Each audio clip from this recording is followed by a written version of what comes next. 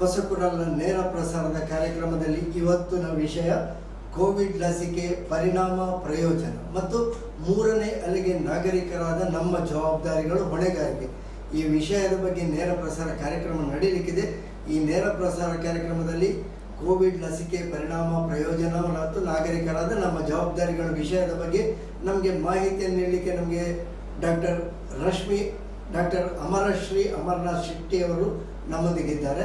ಈ ಕಾರ್ಯಕ್ರಮ ಈಗ ಸಾಂಕೇತಿಕವಾಗಿ ನಾವು ಜೆಸಿ ಪ್ರಾಯೋಜಕತ್ವದಲ್ಲಿ ಅವರ ಸಹಕಾರದೊಂದಿಗೆ ಈ ಕಾರ್ಯಕ್ರಮ ನಡೆಯುತ್ತಾ ಇದೆ. ಇದೀಗ ಒಂದು ಸಣ್ಣ ಶುಭಾಶಯದ ಉದ್ಘಾಟನೆಯೊಂದಿಗೆ ಕಾರ್ಯಕ್ರಮವನ್ನು ನಾವು ಆರಂಭಿಸ್ತಾ ಇದ್ದೇವೆ. ಜೆಸಿಐ ಮಂಗಳ ಗಂಗೋತ್ರಿ ಇದರ ಅಧ್ಯಕ್ಷರು ಜೆಸಿ ಫ್ರಾಂಕಿ ಫ್ರಾನ್ಸಿಸ್ ಕುಟಿನೋ ಇವರು ನಮ್ಮೊಂದಿಗಿದ್ದಾರೆ. ಅವರನ್ನು ಎಲ್ಲ ವೀಕ್ಷಕ ಬಂಧುಗಳ ಪರವಾಗಿ ನಾನು ಆತ್ಮೀಯವಾಗಿ ಸ್ವಾಗತಿಸ್ತಾ ಇದ್ದೇನೆ.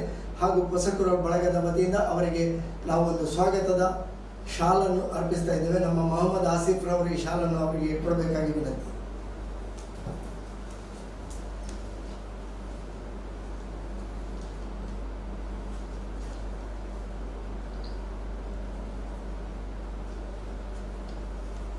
ಜೆಸಿ ಫ್ರಾಂಕಿ ಫ್ರಾನ್ಸಿಸ್ ಕುಟಿನೋರವರು ಜೆಸಿಐಯ ಮಂಗಳ ಗಂಗೋತ್ರಿ ಕೊಣಾಜೆ ಇದರ ಅಧ್ಯಕ್ಷರಾಗಿ ಇದೀಗ 1 ವರ್ಷದ ಅವಧಿಯನ್ನು ಕಳೆದ 2ನೇ ಅವಧಿಗೆ ಅವರ ಅಧ್ಯಕ್ಷರಾಗಿ ಮುಂದುವರೆದು ಸಾಮಾಜಿಕವಾಗಿ ಅತ್ಯಂತ ಕಳಕಳಿಯ ಸೇವೆಯನ್ನು ನೀಡ್ತಾ ಇದ್ದಾರೆ. ಈ ಕೊರೋನಾ ಸಂಕಷ್ಟ ಕಾಲಘಟ್ಟದಲ್ಲಿ ಅವರ ಮಂಗಳ ಗಂಗೋತ್ರಿ ಜೆಸಿಐ ಆಶಾ ಕಾರ್ಯಕರ್ತೆಯರಿಗೆ, ಅಂಗನವಾಡಿ ಕಾರ್ಯಕರ್ತೆಯರಿಗೆ, ಸಮಾಜದಲ್ಲಿ ಅರ್ಹ ಫಲಾನುಭವಿಗಳಿಗೆ ದಿನಸಿ ಕಿಟ್ಗಳನ್ನು ವಿತರಣೆ ಮಾಡುವಂತಹ ಹಲವು ಕಾರ್ಯಕ್ರಮಗಳನ್ನು ಮಾಡ್ತಾ ಇದೆ. ಅದರೊಟ್ಟಿಗೆ ಅವರು ಡಿ ವರ್ಗ ಜಿಲ್ಲಾ ಸರ್ಕಾರಿ ನೌಕರರ ಸಂಘದ ಅಧ್ಯಕ್ಷರಾಗಿ, ಅದು ಕೂಡ ದಾಖಲೆಯ ಸತತ 5 ವರ್ಷಗಳ ಕಾಲ ಅಧ್ಯಕ್ಷರಾಗಿ ಸೇವೆ ಸಲ್ಲಿಸಿ ಇದೀಗ ಅದರ ಮಾರ್ಗದರ್ಶಕರಾಗಿ ಸೇವೆ ಸಲ್ಲಿಸ್ತಾ ಇದ್ದಾರೆ. ಹಾಗೆ ನಮ್ಮ ಹತ್ತಿರದ ಪಾನೀರ್ ಚರ್ಚಿನ ಪಾಲನಾ ಮಂಡಳಿಯ ಉಪಾಧ್ಯಕ್ಷರಾಗಿಯೂ ಸೇವೆ ಸಲ್ಲಿಸ್ತಾ ಇದ್ದಾರೆ. ಹಾಗೆ ಪರಿಸರದ 10 ಹಲವು ಸಂಘ ಸಂಸ್ಥೆಗಳಲ್ಲಿ ಸಾಮಾಜಿಕ ಧಾರ್ಮಿಕ ಕ್ಷೇತ್ರಗಳಲ್ಲಿ ತನ್ನ ಕೊಡುಗೆಯನ್ನು ಸೇವೆಯನ್ನು ಮಾಡ್ತಾ ಇದ್ದಾರೆ. ಅವರು ಇದೀಗ ಈ ಕಾರ್ಯಕ್ರಮವನ್ನು ತನ್ನ ಮಾತುಗಳ ಮೂಲಕವಾಗಿ ಉದ್ಘಾಟಿಸಿದ ಈ ಕಾರ್ಯಕ್ರಮಕ್ಕೆ ನಮಗೆ ಪ್ರಾಯೋಜಕತ್ವದ ಸಹಕಾರದ ಶುಭವನ್ನು ಹಾರೈಸಬೇಕಾಗಿ ಕೇಳಿಕೊಳ್ತಾ ಇದ್ದೇನೆ. ಆತ್ಮೀಯ ಹೊಸಕುರಲ್ ಬಳಗದ ಕೋವಿಡ್ ಲಸಿಕೆಯ ಪರಿಣಾಮ, ಇದರ 3ನೇ ಅಲೆ ಪರಿಣಾಮಕಾರಿಯಾದಂತಹ ಒಂದು ನೇರ ಸಂವಾದ ಕಾರ್ಯಕ್ರಮದ ಉದ್ಘಾಟಕರಾಗಿ ನನಗೊಂದು ಅವಕಾಶ ಮಾಡಿಕೊಟ್ಟೆ. ಅದೇ ರೀತಿ ನಮ್ಮ ಜೆಸಿ ಮಂಗಳ ಗಂಗೋತ್ರಿ ಸಂಪೂರ್ಣ ಸಹಕಾರದೊಂದಿಗೆ ಹೊಸಕುರಲ್ ಈ ಕಾರ್ಯಕ್ರಮಕ್ಕೆ ಬಳಗಕ್ಕೆ ನಾವು ಸಂಪೂರ್ಣ ಸಹಕಾರ ನೀಡ್ತಾ ಇದ್ದೇವೆ.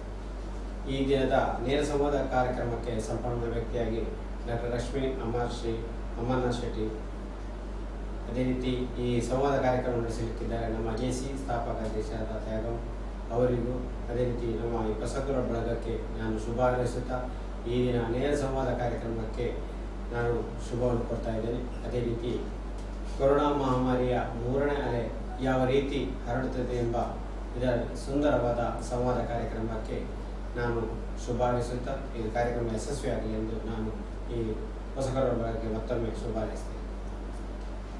ವಂದನೆಗಳು. ಜೆಸಿ ಫ್ರಾಂಕಿ ಫ್ರಾನ್ಸಿಸ್ ಕುಟಿನೋರವರಿಗೆ ನಮ್ಮ ಅನೇಕ ಕಾರ್ಯಕ್ರಮಗಳಿಗೆ ಸಹಕಾರವನ್ನು ನೀಡುವವರು. ಹೊಸಕುರಲ್ ಬಳಗದ ಎಲ್ಲ ಕಾರ್ಯಕ್ರಮಗಳಲ್ಲಿ ಸಕ್ರಿಯವಾಗಿ ಭಾಗವಹಿಸಿದಲ್ಲದೆ ಎಲ್ಲ ರೀತಿಯ ಸಹಕಾರವನ್ನು ನೀಡುವವರು. ಅವರಿಗೆ ನಮ್ಮ ಹೊಸಕುರಲ್ ಬಳಗದ ವತಿಯಿಂದ ಎಲ್ಲ ವೀಕ್ಷಕ ಬಂಧುಗಳ ಪರವಾಗಿ ಆತ್ಮೀಯವಾದಂತಹ ವಂದನೆಗಳನ್ನು ಸಲ್ಲಿಸ್ತಾ ಇದ್ದೇವೆ. ಮುಂದಕ್ಕೆ ನಮ್ಮ ಇವತ್ತಿನ ಪ್ರಧಾನ ವಿಷಯವಾದಂತಹ ಕೊರೋನಾ ಲಸಿಕೆ, ಇದರ ಪರಿಣಾಮ ಪ್ರಯೋಜನ ಮತ್ತು 3ನೇ ಅಲೆಗೆ ನಾಗರಿಕರಾಗಿ ನಾವು ಮಾಡಬೇಕಾದ ಹೊಣೆಗಾರಿಕೆ, ಈ ವಿಷಯದ ಬಗ್ಗೆ ಇದೀಗ ನೇರ ಸಂವಾದ ನಡೆಯಲಿಕ್ಕಿದೆ. ಆತ್ಮೀಯ ವೀಕ್ಷಕ ಬಂದರೆ ನಿಮಗೆಲ್ಲ ಗೊತ್ತಿದೆ, ಕೊರೋನಾ ಎನ್ನುವಂತಹ ಮಹಾಮಾರಿ ಇದುವರೆಗೆ ನಮ್ಮ ಜೀವಿತಾವಧಿಯಲ್ಲಿ ಅಥವಾ ನಮ್ಮ ಪೂರ್ವಜರು ಕೇಳುವುದಾಗಿ ನಮ್ಮ ಹಿರಿಯರು ಕೇಳಿದರೆ ಅವರು ಕಂಡು ಕೇಳಿರದಂತಹ ಒಂದು ಮಹಾಮಾರಿ. ಇದಕ್ಕೆ ಸದ್ಯಕ್ಕೆ ಯಾವುದೇ ಮದ್ದುಗಳು ಇಲ್ಲದಿದ್ದರೂ ಕೂಡ ಲಾಕ್ಡೌನ್ ಅಂದರೆ ಇದರ ಸರಪಳಿಯನ್ನು ತುಂಡರಿಸಲಿಕ್ಕೆ ಬೇಕಾಗಿ ಲಾಕ್ಡೌನ್ನಂತಹ ಒಂದು ಅನಿವಾರ್ಯ ಪರಿಸ್ಥಿತಿಯಲ್ಲಿ ಸಂಕಷ್ಟದಲ್ಲಿ ನಾವಿದ್ದೇವೆ. ನಮಗೆ ಕೊರೋನಾವನ್ನು ಎದುರಿಸುವ ಒಂದು ಸವಾಲು, ಕೊರೋನಾವನ್ನು ಎದುರಿಸಿ ಅದನ್ನು ಗೆದ್ದು ಬದುಕುವಂತಹ ಒಂದು ಸವಾಲು ಒಂದೆಡೆ ಆದರೆ, ಕೊರೋನಾದ ಲಾಕ್ಡೌನ್ನ ಸಂಕಷ್ಟವನ್ನು ಎದುರಿಸಿ ಬದುಕಿನ ಆರ್ಥಿಕತೆಯಲ್ಲಿ ಬದುಕನ್ನು ಮುಂದುವರಿಸುವಂತಹ ಸವಾಲು. ಈ 2 ಸವಾಲುಗಳ ಮಧ್ಯೆ ನಾವು ಇವತ್ತು ಬಹಳವಾದಂತಹ ಕಠಿಣ ಸಂದಿಗ್ಧ ಪರಿಸ್ಥಿತಿಯಲ್ಲಿದ್ದೇವೆ. ಇಂತಹ ಸಂದಿಗ್ಧ ಪರಿಸ್ಥಿತಿಯಲ್ಲಿ ಕೊರೋನಾದ ಬಗ್ಗೆ ಎಚ್ಚರಿಕೆ, ಜನಜಾಗೃತಿ ಎಷ್ಟು ಮೂಡಿಸಿದರೂ ಸಾಲುವುದಿಲ್ಲ. ಇದೀಗ ಈ ಒಂದು 2ನೇ ಅಲೆಯ ಹಂತದಲ್ಲಿ ಲಾಕ್ಡೌನ್ನ ಹತ್ತಿರ ಇನ್ನೇನು ಕೆಲವು ಹಂತವಾಗಿ ತೆರವು ನಡೀಲಿಕ್ಕಿದೆ. ಆದರೂ ಸಾಮಾಜಿಕ ಅಂತರ, ಮಾಸ್ಕ್ ಇಂತಹ ವಿಷಯಗಳಲ್ಲಿ ನಾವು ಜವಾಬ್ದಾರಿಯನ್ನು ವಹಿಸಿಕೊಳ್ಬೇಕಾಗಿದೆ. ಈ ಬಗ್ಗೆ ನಮಗೆ ಮಾಹಿತಿಯನ್ನು ನೀಡಲಿಕ್ಕೆ ನಮ್ಮೊಂದಿಗಿದ್ದಾರೆ ಡಾಕ್ಟರ್ ಅಮರಶ್ರೀ ಅಮರನಾಥ್ ಶೆಟ್ಟಿ ಅವರು, ಸಹಾಯಕ dean AB Shetty memorial institute of dental science, ಇಲ್ಲಿ ಅವರು ತನ್ನ ಕಾರ್ಯಕ್ಷೇತ್ರದಲ್ಲಿ ನಿರ್ವಹಿಸ್ತಾ ಇದ್ದಾರೆ. ಹಾಗೆಯೇ ನಿಟ್ಟೆಯ ಎನ್ಸ್ಪೆಕ್ ಕೋವಿಡ್ ಸೇವ್ ಯೋಜನೆಯ ಕಾರ್ಯದರ್ಶಿಯಾಗಿಯೂ ಸೇವೆ ಸಲ್ಲಿಸ್ತಾ ಇದ್ದಾರೆ. ಒಳ್ಳೆಯ ಕೋವಿಡ್ನ ಬಗ್ಗೆ, ಕೊರೋನಾ ಸಂಕಷ್ಟದ ಬಗ್ಗೆ ಒಳ್ಳೆಯ ಮಾತುಗಾರರವರು. ಅವರನ್ನು ಎಲ್ಲ ವೀಕ್ಷಕ ಬಂಧುಗಳ ಪರವಾಗಿ ನಾನು ಇದೀಗ ಸ್ವಾಗತಿಸ್ತಾ ಇದ್ದೇನೆ. ಅವರು ದಯವಿಟ್ಟು ಮುಂದಕ್ಕೆ ಬಂದು ನಮ್ಮ ಇಂದುಶ್ರೀ ಇಂದುಮತಿಯವರಿಂದ ಒಂದು ಶಾಲಿನ ಗೌರವವನ್ನು ಸ್ವೀಕರಿಸಬೇಕಾಗಿ ಕೇಳಿಕೊಳ್ತಾ ಇದ್ದೇನೆ.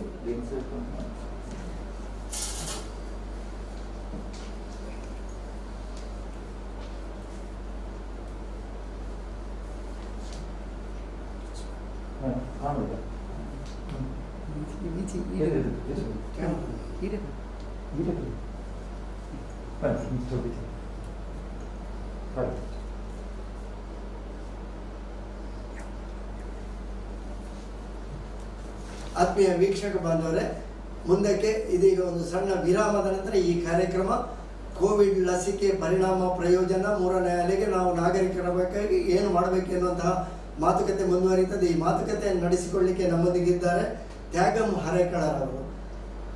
ಹರೇಕಳ ಶ್ರೀರಾಮಕೃಷ್ಣ ಪ್ರೌಢಶಾಲೆಯಲ್ಲಿ ದೈಹಿಕ ಶಿಕ್ಷಣ ಶಿಕ್ಷಕರಾಗಿ ಜಿಲ್ಲಾ ಅತ್ಯುತ್ತಮ ಪ್ರಶಸ್ತಿಯನ್ನು, ದೈಹಿಕ ಶಿಕ್ಷಣ ಶಿಕ್ಷಕ ಕ್ಷೇತ್ರದಲ್ಲಿ ಅತ್ಯುತ್ತಮ ಪ್ರಶಸ್ತಿಯನ್ನು ಪಡೆದವರು. ತಾಲೂಕು ದೈಹಿಕ ಶಿಕ್ಷಣ ಶಿಕ್ಷಕ ಸಂಘದ ಅಧ್ಯಕ್ಷರಾಗಿಯೂ ಸೇವೆ ಸಲ್ಲಿಸ್ತಾ ಇದ್ದಾರೆ. ಹಾಗೆಯೇ JCI ಮಂಗಳ ಗಂಗೋತ್ರಿಯ ಸ್ಥಾಪಕ ಅಧ್ಯಕ್ಷರಾಗಿಯೂ ಸೇವೆ ಸಲ್ಲಿಸ್ತಾ ಇದ್ದಾರೆ. ಒಳ್ಳೆಯ ಮಾತುಗಾರರು ಅವರು. ಈ ಮಾತುಕತೆಯನ್ನು ನಡೆಸಿಕೊಡ್ತಾ ಇದ್ದಾರೆ. ಅವರಿಗೆ ಸ್ವಾಗತವನ್ನು ಮಾಡ್ತಾ ಸಣ್ಣ ವಿರಾಮದ ನಂತರ ಈ ಮಾತುಕತೆ ಮತ್ತೆ ಮುಂದುವರಿಯುತ್ತದೆ.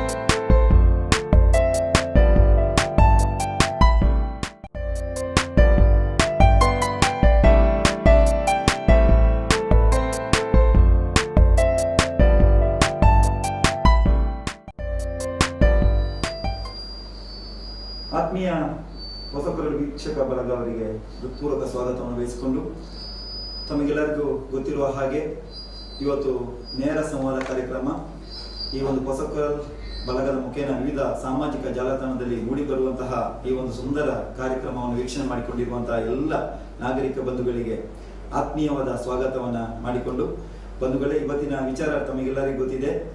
ಕೋವಿಡ್ ಲಸಿಕೆ. ಈ ಕೋವಿಡ್ ಲಸಿಕೆ ಪ್ರಾರಂಭ ಹೇಗೆ, ಈ ಕೋವಿಡ್ ಲಸಿಕೆಯನ್ನು ಬಳಸಿಕೊಳ್ಳುವುದು ಹೇಗೆ, ಇದರಿಂದ ಪ್ರಯೋಜನಗಳೇನು, ಅದು ಮಾತ್ರ ಅಲ್ಲದೆ ಇನ್ನು ಈಗಾಗಲೇ ಕಾಡಲಿದೆ, ಈಗಾಗಲೇ 1ನೇ ಅಲೆ ಆಗಿದೆ, 2ನೇ ಅಲೆಗಳಾಗಿದೆ, ಈಗ 3ನೇ ಅಲೆಯ ನಿರೀಕ್ಷೆಯಲ್ಲಿ ನಾವು ಇದ್ದೇವೆ ಅಂತ ಹೇಳಿದ್ರು ಕೂಡ ತಪ್ಪಾಗಲಿಕ್ಕಿಲ್ಲ.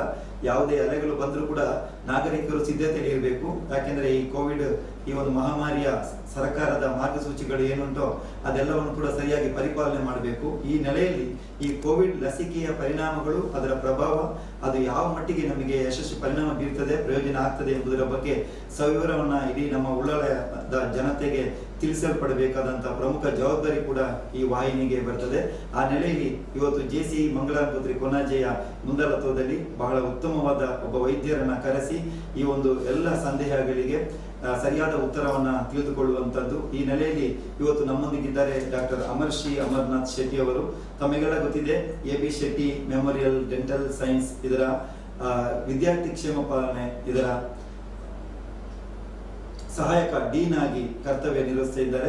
ಸುಮಾರು 16 ವರ್ಷಗಳಿಂದ ಈ ಒಂದು ಸೇವೆಯನ್ನ ಬಹಳ ಅವಿರತವಾಗಿ ಶ್ರಮದೊಂದಿಗೆ ಕೆಲಸವನ್ನು ನಿರ್ವಹಿಸ್ತಾ ಬಂದಿರ್ತಾರೆ. ಅವರು ಇವತ್ತಿನ ಮುಖ್ಯ ಅತಿಥಿಗಳು, ಸಂಪನ್ಮೂಲ ವ್ಯಕ್ತಿಗಳು. ಇವತ್ತು ನಮ್ಮೆಲ್ಲರ ಕಾತುರದ ಪ್ರಶ್ನೆಗಳಿಗೆ ಈಗಾಗಲೇ ನಾಗರಿಕರು ಹಲವಾರು ಪ್ರಶ್ನೆಗಳು ಕೂಡ ಕೇಳಬಹುದು. ಇದರ ಬಗ್ಗೆ ಎಲ್ಲ ಪ್ರಶ್ನೆಗಳಿಗೆ, ಸಂದೇಹಗಳಿಗೆ ಸರಿಯಾದ ಉತ್ತರವನ್ನು ನೀಡಲಿಕ್ಕೆ ಬಂದಿರುವಂತಹ ಡಾಕ್ಟರ್ ಅಮರ್ಶ್ರೀ ಅಮರನಾಥ್ ಶೆಟ್ಟಿ ಅವರನ್ನ ಹೊಸಕೊರಲ್ ವೀಕ್ಷಕ ಬಳಗದ ಪ್ರತಿಯೊಬ್ಬರ ನಾಗರಿಕರ ಪರವಾಗಿ ತುಂಬ ಹೃದಯದ ಸ್ವಾಗತವನ್ನು ಬಯಸ್ತಾ ಇದ್ದೇನೆ.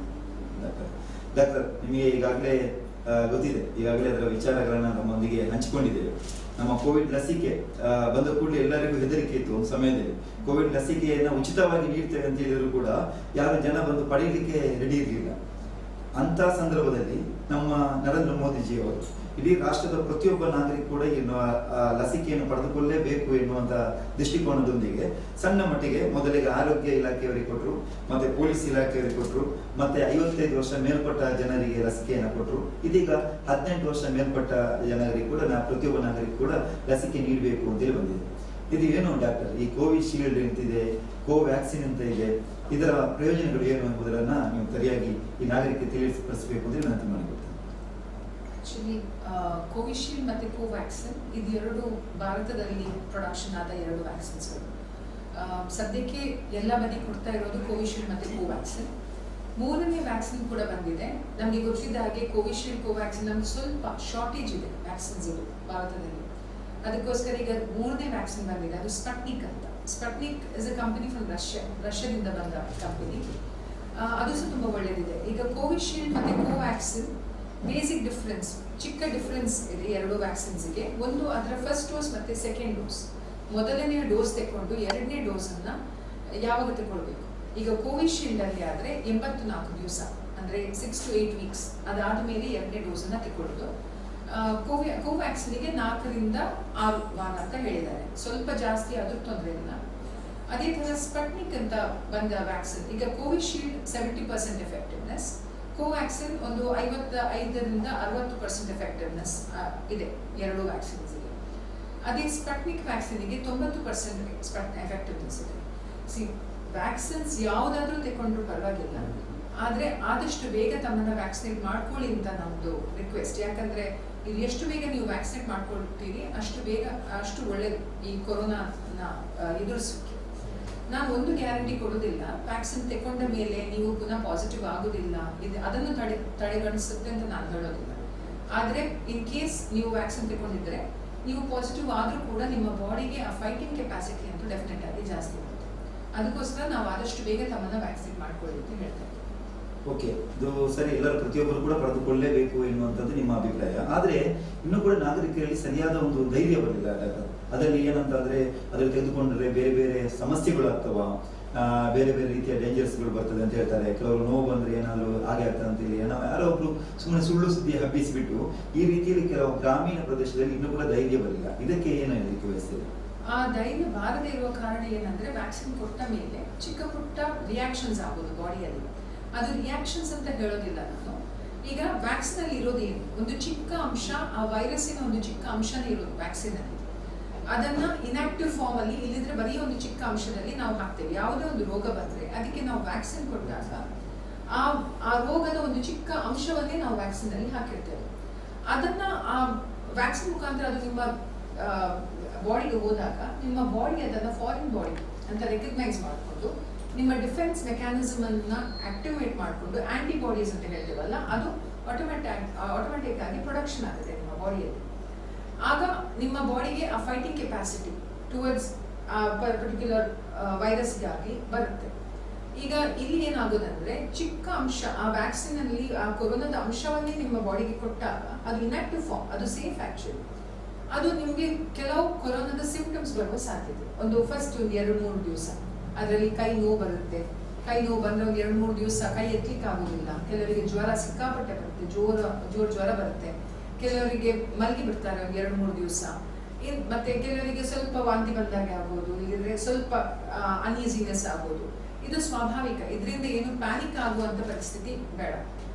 ಇದರಲ್ಲಿ ಮ್ಯಾಕ್ಸ್ ಟು ಮ್ಯಾಕ್ಸ್ ಚಿಕ್ಕ ಪುಟ್ಟ ಏನೋ ಡೋಲು ಇಲ್ಲಿದ್ರೆ ಪ್ಯಾರಾಸಿಟಮಾಲ್ ತಗೊಂಡು ಇದರಲ್ಲಿ ಮ್ಯಾನೇಜ್ ಮಾಡ್ಕೊಳ್ಬಹುದು. ಆದ್ರೆ ಯಾವುದೇ ಮದ್ದನ್ನ ತಗೊಳ್ಳೋ ಮುಂಚೆ ತಮ್ಮ ಡಾಕ್ಟರ್ಸ್ ಇಲ್ಲದ್ರೆ ಫಿಸಿಷಿಯನ್ಸ್ ಹತ್ರ ಕನ್ಸಲ್ಟ್ ಮಾಡಿಯೇ ತಗೊಳ್ಬೇಕು ಅಂತ ನಾವು ಹೇಳೋದು ಅಷ್ಟೇ. ಇದರಿಂದ ಏನು ಪ್ಯಾನಿಕ್ ಆಗುವಂತ ಅವಶ್ಯಕತೆ ಇಲ್ಲ. ಸೀರಿಯಸ್ ಸಿಂಪ್ಟಮ್ಸ್ ಆದಲ್ಲಿ ಮಾತ್ರ ನೀವು ಪ್ಯಾನಿಕ್ ಆಗಬೇಕು. ಅಂದ್ರೆ ಪ್ಯಾನಿಕ್ ಆಗ್ಬೇಕು ಅಂತಲ್ಲ, ಇಮಿಡಿಯೇಟ್ ಹಾಸ್ಪಿಟಲ್ಗೆ ರಿಪೋರ್ಟ್ ಮಾಡ್ಕೊಳ್ಬೇಕು. ಸೀರಿಯಸ್ ಸಿಂಪ್ಟಮ್ಸ್ ಯಾವುದಂದ್ರೆ ಒಂದು ರ್ಯಾಶಸ್, ಸಿಕ್ಕಾಪಟ್ಟೆ ರ್ಯಾಶಸ್ ಆಗ್ಬೋದು, ಇಲ್ಲಿದ್ರೆ ಸ್ವೆಲ್ಲಿಂಗ್ ಅಂತ ಹೇಳ್ತೇವೆ, ಇಡೀ ಬಾಡಿಯಲ್ಲಿ ಸ್ವೆಲ್ಲಿಂಗ್ ಬರ್ಬೋದು. ಕೆಲವರಿಗೆ, ಎಲ್ಲರಿಗೆ ಆಗುತ್ತೆ, ಯಾರಿಗೆ ಹೆಚ್ಚಿನವರಿಗೆ ಆಗಿಲ್ಲ ಆದ್ರೂ ಆದಲ್ಲಿ, ಇಲ್ಲಿದ್ರೆ ಡಿಸಿನೆಸ್, ಸ್ವಲ್ಪ ತಲೆ ತಿರುಗಿದಾಗೆ ಆಗ್ಬೋದು. ಇಂಥದೆಲ್ಲ ಸಿಂಪ್ಟಮ್ಸ್ ಬಂದಲ್ಲಿ ನೀವು ಇಮಿಡಿಯೇಟ್ ಆಗಿ ರಿಪೋರ್ಟ್ ಮಾಡ್ಕೊಳ್ಬೇಕು. ಇಲ್ಲಿದ್ರೆ ಇದನ್ನ ನಾರ್ಮಲ್ ಆಗಿ ತಗೊಂಡು ಏನು ಇದರಲ್ಲಿ ಭಯ ಪಡುವಂತ ಏನು ವಿಷಯ ಇಲ್ಲ ನನ್ನ ಪ್ರಕಾರ. ಈಗ ಅದು ಸರಿ, ಆದ್ರೆ ಈ ಕೊರೋನಾ ಬಂದವರು, ಈ ಪಾಸಿಟಿವ್ ಆದವರು ಎಷ್ಟು ಸಮಯ ನಂತರ ಈ ಒಂದು ವ್ಯಾಕ್ಸಿನೇಷನ್ ತಗೊಳ್ಬಹುದು ಅಂತ ಹೇಳಿ? ಅವರಿಗೆ ಪಾಸಿಟಿವ್ ಆದ ನೀವು ನನ್ನನ್ನೇ ಅನ್ಸ್ಕೊಳ್ಳಿ, ನಾನೀಗ ಕೊರೋನಾ ಪಾಸಿಟಿವ್ ಆಗಿದ್ದೇನೆ ಅಂತ ಅನ್ಸ್ಕೊಳ್ಳಿ. ಈಗ ನಾನು ಕೊರೋನಾ ಪಾಸಿಟಿವ್ ಆದ ಮೇಲೆ ಇಮಿಡಿಯೇಟ್ ನಾನು ಪಾಸಿಟಿವ್ ಇದ್ದಾಗ ನಾನು ವ್ಯಾಕ್ಸಿನೇಷನ್ ತಗೊಳ್ಳೇಬಾರ್ದು. ಯಾಕಂದ್ರೆ ನನ್ನ ಬಾಡಿಯಲ್ಲಿ ಆಲ್ರೆಡಿ ವೈರಸ್ ಇದೆ. ನಾನು ಪುನಃ ವ್ಯಾಕ್ಸಿನ್ ತಗೊಂಡು ನನಗೆ ಕಾಂಪ್ಲಿಕೇಶನ್ಸ್ ಆಗುತ್ತೆ. ಸೊ ನಾನು ಯಾವಾಗ ತಗೊಳ್ಬೇಕು? ನಾನು ಸಂಪೂರ್ಣ ಗುಣ ಆಗಬೇಕು. ಈಗ ನಾನೀಗ ಕೊರೋನಾ ಪಾಸಿಟಿವ್ ಆದ ಮೇಲೆ ನಾನೊಂದು 15 ದಿವಸ ಮನೆಯಲ್ಲಿ ಕೂತ್ಕೊಳ್ತೇನೆ, ಅದಕ್ಕೆ ಬೇಕಾದ ಟ್ರೀಟ್ಮೆಂಟ್ ತಗೊಳ್ತೇನೆ, ಆಸ್ಪತ್ರೆಗೆ ಹೋಗ್ತೇನೆ. ಅದಾದ ಮೇಲೆ ನೆಗೆಟಿವ್ ಆಗ್ತೇನೆ. ಸ್ವಲ್ಪ ಸಮಯದ ಮೇಲೆ ನೆಗೆಟಿವ್ ರಿಪೋರ್ಟ್ ಬಂದ ಮೇಲೆ ನೀವು ಎಕ್ಸಾಕ್ಟ್ಲಿ 3 ತಿಂಗಳು 90 ಡೇಸ್ 90 ದಿವಸ ನೀವು ಕಾಯ್ಬೇಕು. ಅದಾದ ಮೇಲೆ ನೀವು ವ್ಯಾಕ್ಸಿನೇಷನ್ ಅನ್ನ ತಗೊಳ್ಬೋದು. ಇದು ಫಸ್ಟ್ ಡೋಸ್. 2ನೇ ಡೋಸ್ ಅದೇ ತರ, ನೀವೀಗ ಫಸ್ಟ್ ಡೋಸ್ ತಗೊಂಡ್ರಿ, ಸೆಕೆಂಡ್ ಡೋಸ್ ಇದೆ ಅಂತ ಅನ್ಸ್ಕೊಳ್ಳಿ. ಫಸ್ಟ್ ಡೋಸ್ ತಗೊಂಡ ಮೇಲೆ 2ನೇ ಡೋಸ್ಗಿಂತ ಮುಂಚೆ ನೀವು ಕೋವಿಡ್ ಪಾಸಿಟಿವ್ ಆಗಿರ್ಬೋದು. ಆದ್ರೆ ಇನ್ ಕೇಸ್ ನೀವು ಎಕ್ಸ್ಪೋಸ್ ಆದಲ್ಲಿ ಆಗ ಏನಾಗುತ್ತೆ ಅಂದ್ರೆ ನೀವು ಸೆಕೆಂಡ್ ಡೋಸ್ ತಗೊಳ್ಳಿಕ್ಕಿಲ್ಲ. ಯಾವಾಗ ಡೇಟ್ ಕೊಟ್ಟಿದ್ದಾರೆ ಆ ದಿವಸ ತಗೊಳ್ಳಿಕ್ಕಿಲ್ಲ. ನೀವು ಸಂಪೂರ್ಣ ಗುಣ ಆಗಿ ಪುನಃ 3 ತಿಂಗಳು 90 ಡೇಸ್ ನೀವು ಕಾದು ಸೆಕೆಂಡ್ ಡೋಸ್ ನ ತಗೊಳ್ಬೇಕು. ಇದು ರೂಲ್, ಗೈಡ್ಲೈನ್ಸ್. ಇದು ಕೊಟ್ಟದ್ದು ministry of health affairs India ಇದನ್ನು ಕೊಟ್ಟ ಗೈಡ್ಲೈನ್ಸ್. ಇದು ಲೇಟೆಸ್ಟ್ ಗೈಡ್ಲೈನ್ಸ್. ಸೊ 3 ತಿಂಗಳು ಕಾಯಬೇಕು. ಈಗ ಅದರಲ್ಲಿ ಪ್ರಾಬ್ಲಮ್ ಏನಾಗುದಂದ್ರೆ ಫಸ್ಟ್ ಡೋಸ್ ಮತ್ತೆ ಸೆಕೆಂಡ್ ಡೋಸ್ ನಡುವೆ ಗ್ಯಾಪ್ ಸ್ವಲ್ಪ ಜಾಸ್ತಿ ಆದಲ್ಲಿ ನಮ್ಗೆ ಎಷ್ಟು ಮಟ್ಟಕ್ಕೆ ವ್ಯಾಕ್ಸಿನ್ ನಿಮ್ಮ ಮೇಲೆ ಕೆಲಸ ಮಾಡಬಹುದು ಅಂತ ಗ್ಯಾರಂಟಿ ಕೊಡ್ಲಿಕ್ಕಾಗುತ್ತೆ. ಅದಕ್ಕೋಸ್ಕರ ನೀವು ಫಸ್ಟ್ ಡೋಸ್ ಮತ್ತೆ ಸೆಕೆಂಡ್ ಡೋಸ್ ನಡುವಲ್ಲಿ ಜಾಗೃತಿ ವಹಿಸ್ಕೊಳ್ಬೇಕು ನೀವು ಪಾಸಿಟಿವ್ ಆದಾಗ. ಅದೇ ಅದರಲ್ಲಿ ಕೂಡ ಒಂದು ಸಣ್ಣ ಗೊಂದಲ ಇದೆ ಜನಗಳಿಗೆ. ಈಗ ಮೊದಲು ಕೋವ್ಯಾಕ್ಸಿನ್ ಅಥವಾ ಕೋವಿಶೀಲ್ಡ್ ತೆಗೆದು 42 ಡೇಸ್ 45 ಡೇಸ್ ಒಳಗೆ ಮತ್ತೊಂದು ಸೆಕೆಂಡ್ ಡೋಸ್ ತೆಗೊಳ್ಳೋಕೆ ಅಂತ ಇತ್ತು. ಇದೀಗ 84 ಡೇಸ್ ಇದ್ರೆ ಹೇಳ್ತಾ ಇದ್ದಾರೆ. ಇದರಲ್ಲಿ ಕೂಡ ಜನಗಳಿಗೆ ಒಂದು ಸಣ್ಣ ಇಲ್ಲ, 6 to 8 ವೀಕ್ಸ್ ಅಂದ್ರೆ ಆಲ್ಮೋಸ್ಟ್ 84 ದಿವಸನೇ ಬರುತ್ತೆ. ಅದು 6 to ಈಗ ಕೋವಿಶೀಲ್ಡ್ ಅಲ್ಲಿ 84 ದಿವಸ ಅಂದ್ರೆ 6 to 8 ವೀಕ್ಸ್ ಅಂತಾನೆ ಹೇಳ್ಬೋದು. ನಾವು ಕೊಟ್ಟ ಡೇಟ್ಗಿಂತ ಸ್ವಲ್ಪ ಜಾಸ್ತಿ ಆದಲ್ಲಿ ಏನು ಹಾಳಾಗುದಿಲ್ಲ, ಒಳ್ಳೆದೇ ಆಗುತ್ತೆ. ಯಾಕಂದ್ರೆ ಇಮ್ಯುನಿಟಿ ಸ್ವಲ್ಪ ಜಾಸ್ತಿ ಆಗುತ್ತೆ. ಆದ್ರೆ ಜನಸಾಮಾನ್ಯರಿಗೆ ಏನಾಗುತ್ತೆ ಅಂದ್ರೆ ಫಸ್ಟ್ ಡೋಸ್ ಮತ್ತೆ ಸೆಕೆಂಡ್ ಡೋಸ್ ನಡುವಲ್ಲಿ ನೀವು ತಮ್ಮ ಜಾಗೃತಿಯಿಂದ ವಹಿಸ್ಕೊಳ್ಬೇಕಾಗುತ್ತೆ. ನಿಮ್ಗೆ ಈಗ ವ್ಯಾಕ್ಸಿನ್ ಕೊಟ್ಟ ಕೂಡಲೇ ನಿಮ್ಮ ಬಾಡಿ ಇಮ್ಯುನಿಟಿ ಸ್ವಲ್ಪ ಕಡಿಮೆ ಆಗುತ್ತೆ. ಯಾಕಂದ್ರೆ ನಾವು ನಿಮ್ಗೆ ಕೊರೋನಾ ವೈರಸ್ ಅನ್ನೇ ಕೊಡೋದು ನಿಮ್ಮ ಬಾಡಿಗೆ ಸ್ವಲ್ಪ. ಆಗ ಆ ಸಮಯದಲ್ಲಿ ಇಮ್ಯುನಿಟಿ ಕೆಳಗಾಗಿ ಆ ಆಂಟಿಬಾಡಿ ಡೆವಲಪ್ ಆಗಲಿಕ್ಕೆ 1 ತಿಂಗಳಾದ್ರೂ ಬೇಕು, 1 ತಿಂಗಳಿಗಿಂತ ಸ್ವಲ್ಪ ಜಾಸ್ತಿ. ಅದರ ನಡುವೆಯಲ್ಲಿ ನೀವು ತುಂಬಾ ಕೋವಿಡ್ ಪಾಸಿಟಿವ್ ಇದ್ದ ಜಾಗಕ್ಕೆ ನೀವು ಹೋಗಬಾರ್ದು, ನೀವು ತಮ್ಮನ್ನು ಎಕ್ಸ್ಪೋಸ್ ಮಾಡ್ಕೊಳ್ಬಾರ್ದು. ಆಗ ನೀವು ಪಾಸಿಟಿವ್ ಆದ್ರೆ ನಿಮ್ಮ ಸೆಕೆಂಡ್ ಡೋಸ್ ಇನ್ನು ಮುಂದೆ ಹೋಗುತ್ತೆ. ಸೊ ಅದನ್ನ ನೀವು ಮಾಡ್ಕೊಳ್ಬಾರ್ದು ಅಂತ ನಾವು ಹೇಳೋದು. ಸೊ ಅದರಲ್ಲಿ ಒಂದು ಅಂದ್ರೆ ಈಗ ಫಸ್ಟ್ ಡೋಸ್ ತೆಗೆದ ಕೂಡಲೇ ಅವರಿಗೆ ಒಬ್ಬರಿಗೆ ಕೊರೋನಾ ಬಂದಿದೆ. ಪಾಸಿಟಿವ್ ಬಂತಂತ ಇಟ್ಕೊಳ್ಳಿ. ಪಾಸಿಟಿವ್ ಬಂದ ನೆಕ್ಸ್ಟ್ ನಂತರ ಎಷ್ಟು ದಿನ ಬೇಕು ಅದಕ್ಕೆ? ಸೆಕೆಂಡ್ ಡೋಸ್ 3 ತಿಂಗಳು ಅಂದ್ರೆ ಅವರು ಸಂಪೂರ್ಣ ಗುಣ ಆಗಿ 3 ತಿಂಗಳು. ಸೊ ಅದಕ್ಕೆ ಮತ್ತೆ ಆ 2ನೇ ಡೋಸ್ ಎಕ್ಸ್ಟೆಂಡ್ ಆದ್ರೂ ಬಾಡಿಗೆ ನಾನು ಆಲ್ರೆಡಿ ಹೇಳಿದ್ದೇನೆ ಇಮ್ಯುನಿಟಿಗೆ ಒಳ್ಳೆಯದು. ಆದ್ರೆ ಜನಸಾಮಾನ್ಯರಿಗೆ ತಮ್ಮನ್ನ ಪಾಸಿಟಿವ್ ಮಾಡದೇ ಇರುವುದು ಸ್ವಲ್ಪ ಕಷ್ಟ. ಅಂದ್ರೆ ನಾವೀಗ ಡಾಕ್ಟರ್ಸ್ ಆದ್ರೆ ಸ್ವಲ್ಪ ಜಾಗ್ರತೆ ವಹಿಸ್ಕೊಳ್ತೇವೆ, ಆದ್ರೂ ಎಕ್ಸ್ಪೋಸ್ ಆಗ್ತೇವೆ. ಯಾಕಂದ್ರೆ ನಮ್ಗೆ ಹಾಸ್ಪಿಟಲ್ಸ್ ಹೋಗ್ತೇವೆ, ಅಲ್ಲಿ ಬರೋ ಪೇಷಂಟ್ಸ್ ಇನ್ ಕೇಸ್ ನಮ್ಮ ಮೆಡಿಕಲ್ ಪೇಷಂಟ್ಸ್ ಬರ್ಬೋದು, ಇಲ್ಲದ ನಮ್ಮ ಡೆಂಟಲ್ ಪೇಷಂಟ್ಸ್ ಬಂದಲ್ಲಿ ನಾವು ಅವರನ್ನು ನಾವು ಟ್ರೀಟ್ ಮಾಡೋದಿಲ್ಲ ಅಂತ ಹೇಳಲಿಕ್ಕಿಲ್ಲ. ಸೊ ಆಟೋಮ್ಯಾಟಿಕ್ ಆಗಿ ಎಕ್ಸ್ಪೋಸ್ ಆಗ್ತೇವೆ. ಆದ್ರೆ ಜನಸಾಮಾನ್ಯರಿಗೆ ಹಾಗಲ್ಲ. ಅವ್ರಿಗೆ ಬೇಕಾದ್ರೆ ತಮ್ಮನ್ನ ಎಕ್ಸ್ಪೋಸ್ ಮಾಡದೆ ಅವರ ತಮ್ಮ ಜಾಗ್ರತೆ ವಹಿಸ್ಕೊಂಡ್ರೆ ಅಷ್ಟೇ. ಓಕೆ ಸರಿ. ಇದರಲ್ಲಿ ಮತ್ತೊಂದು ಏನಪ್ಪಾ ಅಂತಂದ್ರೆ ಈ ಗರ್ಭಿಣಿಯವರು ಇರ್ತಾರೆ, ಮತ್ತೆ ಹಾಲುಣಿಸುವವರು, ಮಗುವಿಗೆ ಹಾಲುಣಿಸುವವರು ಇರ್ತಾರೆ. ಇವರೆಲ್ಲ ಮೊದಲು ತೆಗೊಳ್ಬಾರ್ದು ಅಂತೇಳಿ ಇತ್ತು, ಅವರೆಲ್ಲ ತೆಗೊಳ್ಬಾರ್ದು. ಮತ್ತೆ ಹೃದಯ ಸಂಬಂಧಿ ಕಾಯಿಲೆಗೆ ಒಳಪಟ್ಟವರು ಕೂಡ ತೆಗೊಳ್ಬಾರ್ದು ಅಂತ ಮೊದಲು ಹೇಳ್ತಾ ಇದ್ರು ಕೆಲವರು. ಇದರ ಬಗ್ಗೆ ಸರಿಯಾದ ಒಂದು ಸ್ಪಷ್ಟೀಕರಣ ಜನರಿಗೆ. ಹೃದಯಕ್ಕೆ ಸಂಬಂಧಪಟ್ಟ ಕಾಯಿಲೆ ಇದ್ದವರು ತೆಗೊಳ್ಬಾರ್ದು ಅಂತ ನಾನು ಕೇಳಿದ್ದು ಕಡಿಮೆ. ನಾನು ಗೈಡ್ಲೈನ್ಸ್ ನೋಡಿದ ಪ್ರಕಾರ ಹೃದಯದ ತೊಂದರೆ ಇರಲಿ, ಲಿವರ್ ಕಿಡ್ನಿ ಪ್ರಾಬ್ಲಮ್ಸ್ ಇದ್ದಿರಲಿ, ಇಲ್ಲದಿದ್ರೆ ಕ್ಯಾನ್ಸರ್ ಪೇಷಂಟ್ಸ್ ಇರಲಿ, HIV AIDS ಪೇಷಂಟ್ಸ್ ಇರಲಿ, ಎಲ್ಲರೂ ಕೊರೋನಾ ವ್ಯಾಕ್ಸಿನ್ಸ್ ಅನ್ನ ತಗೊಳ್ಬೇಕು.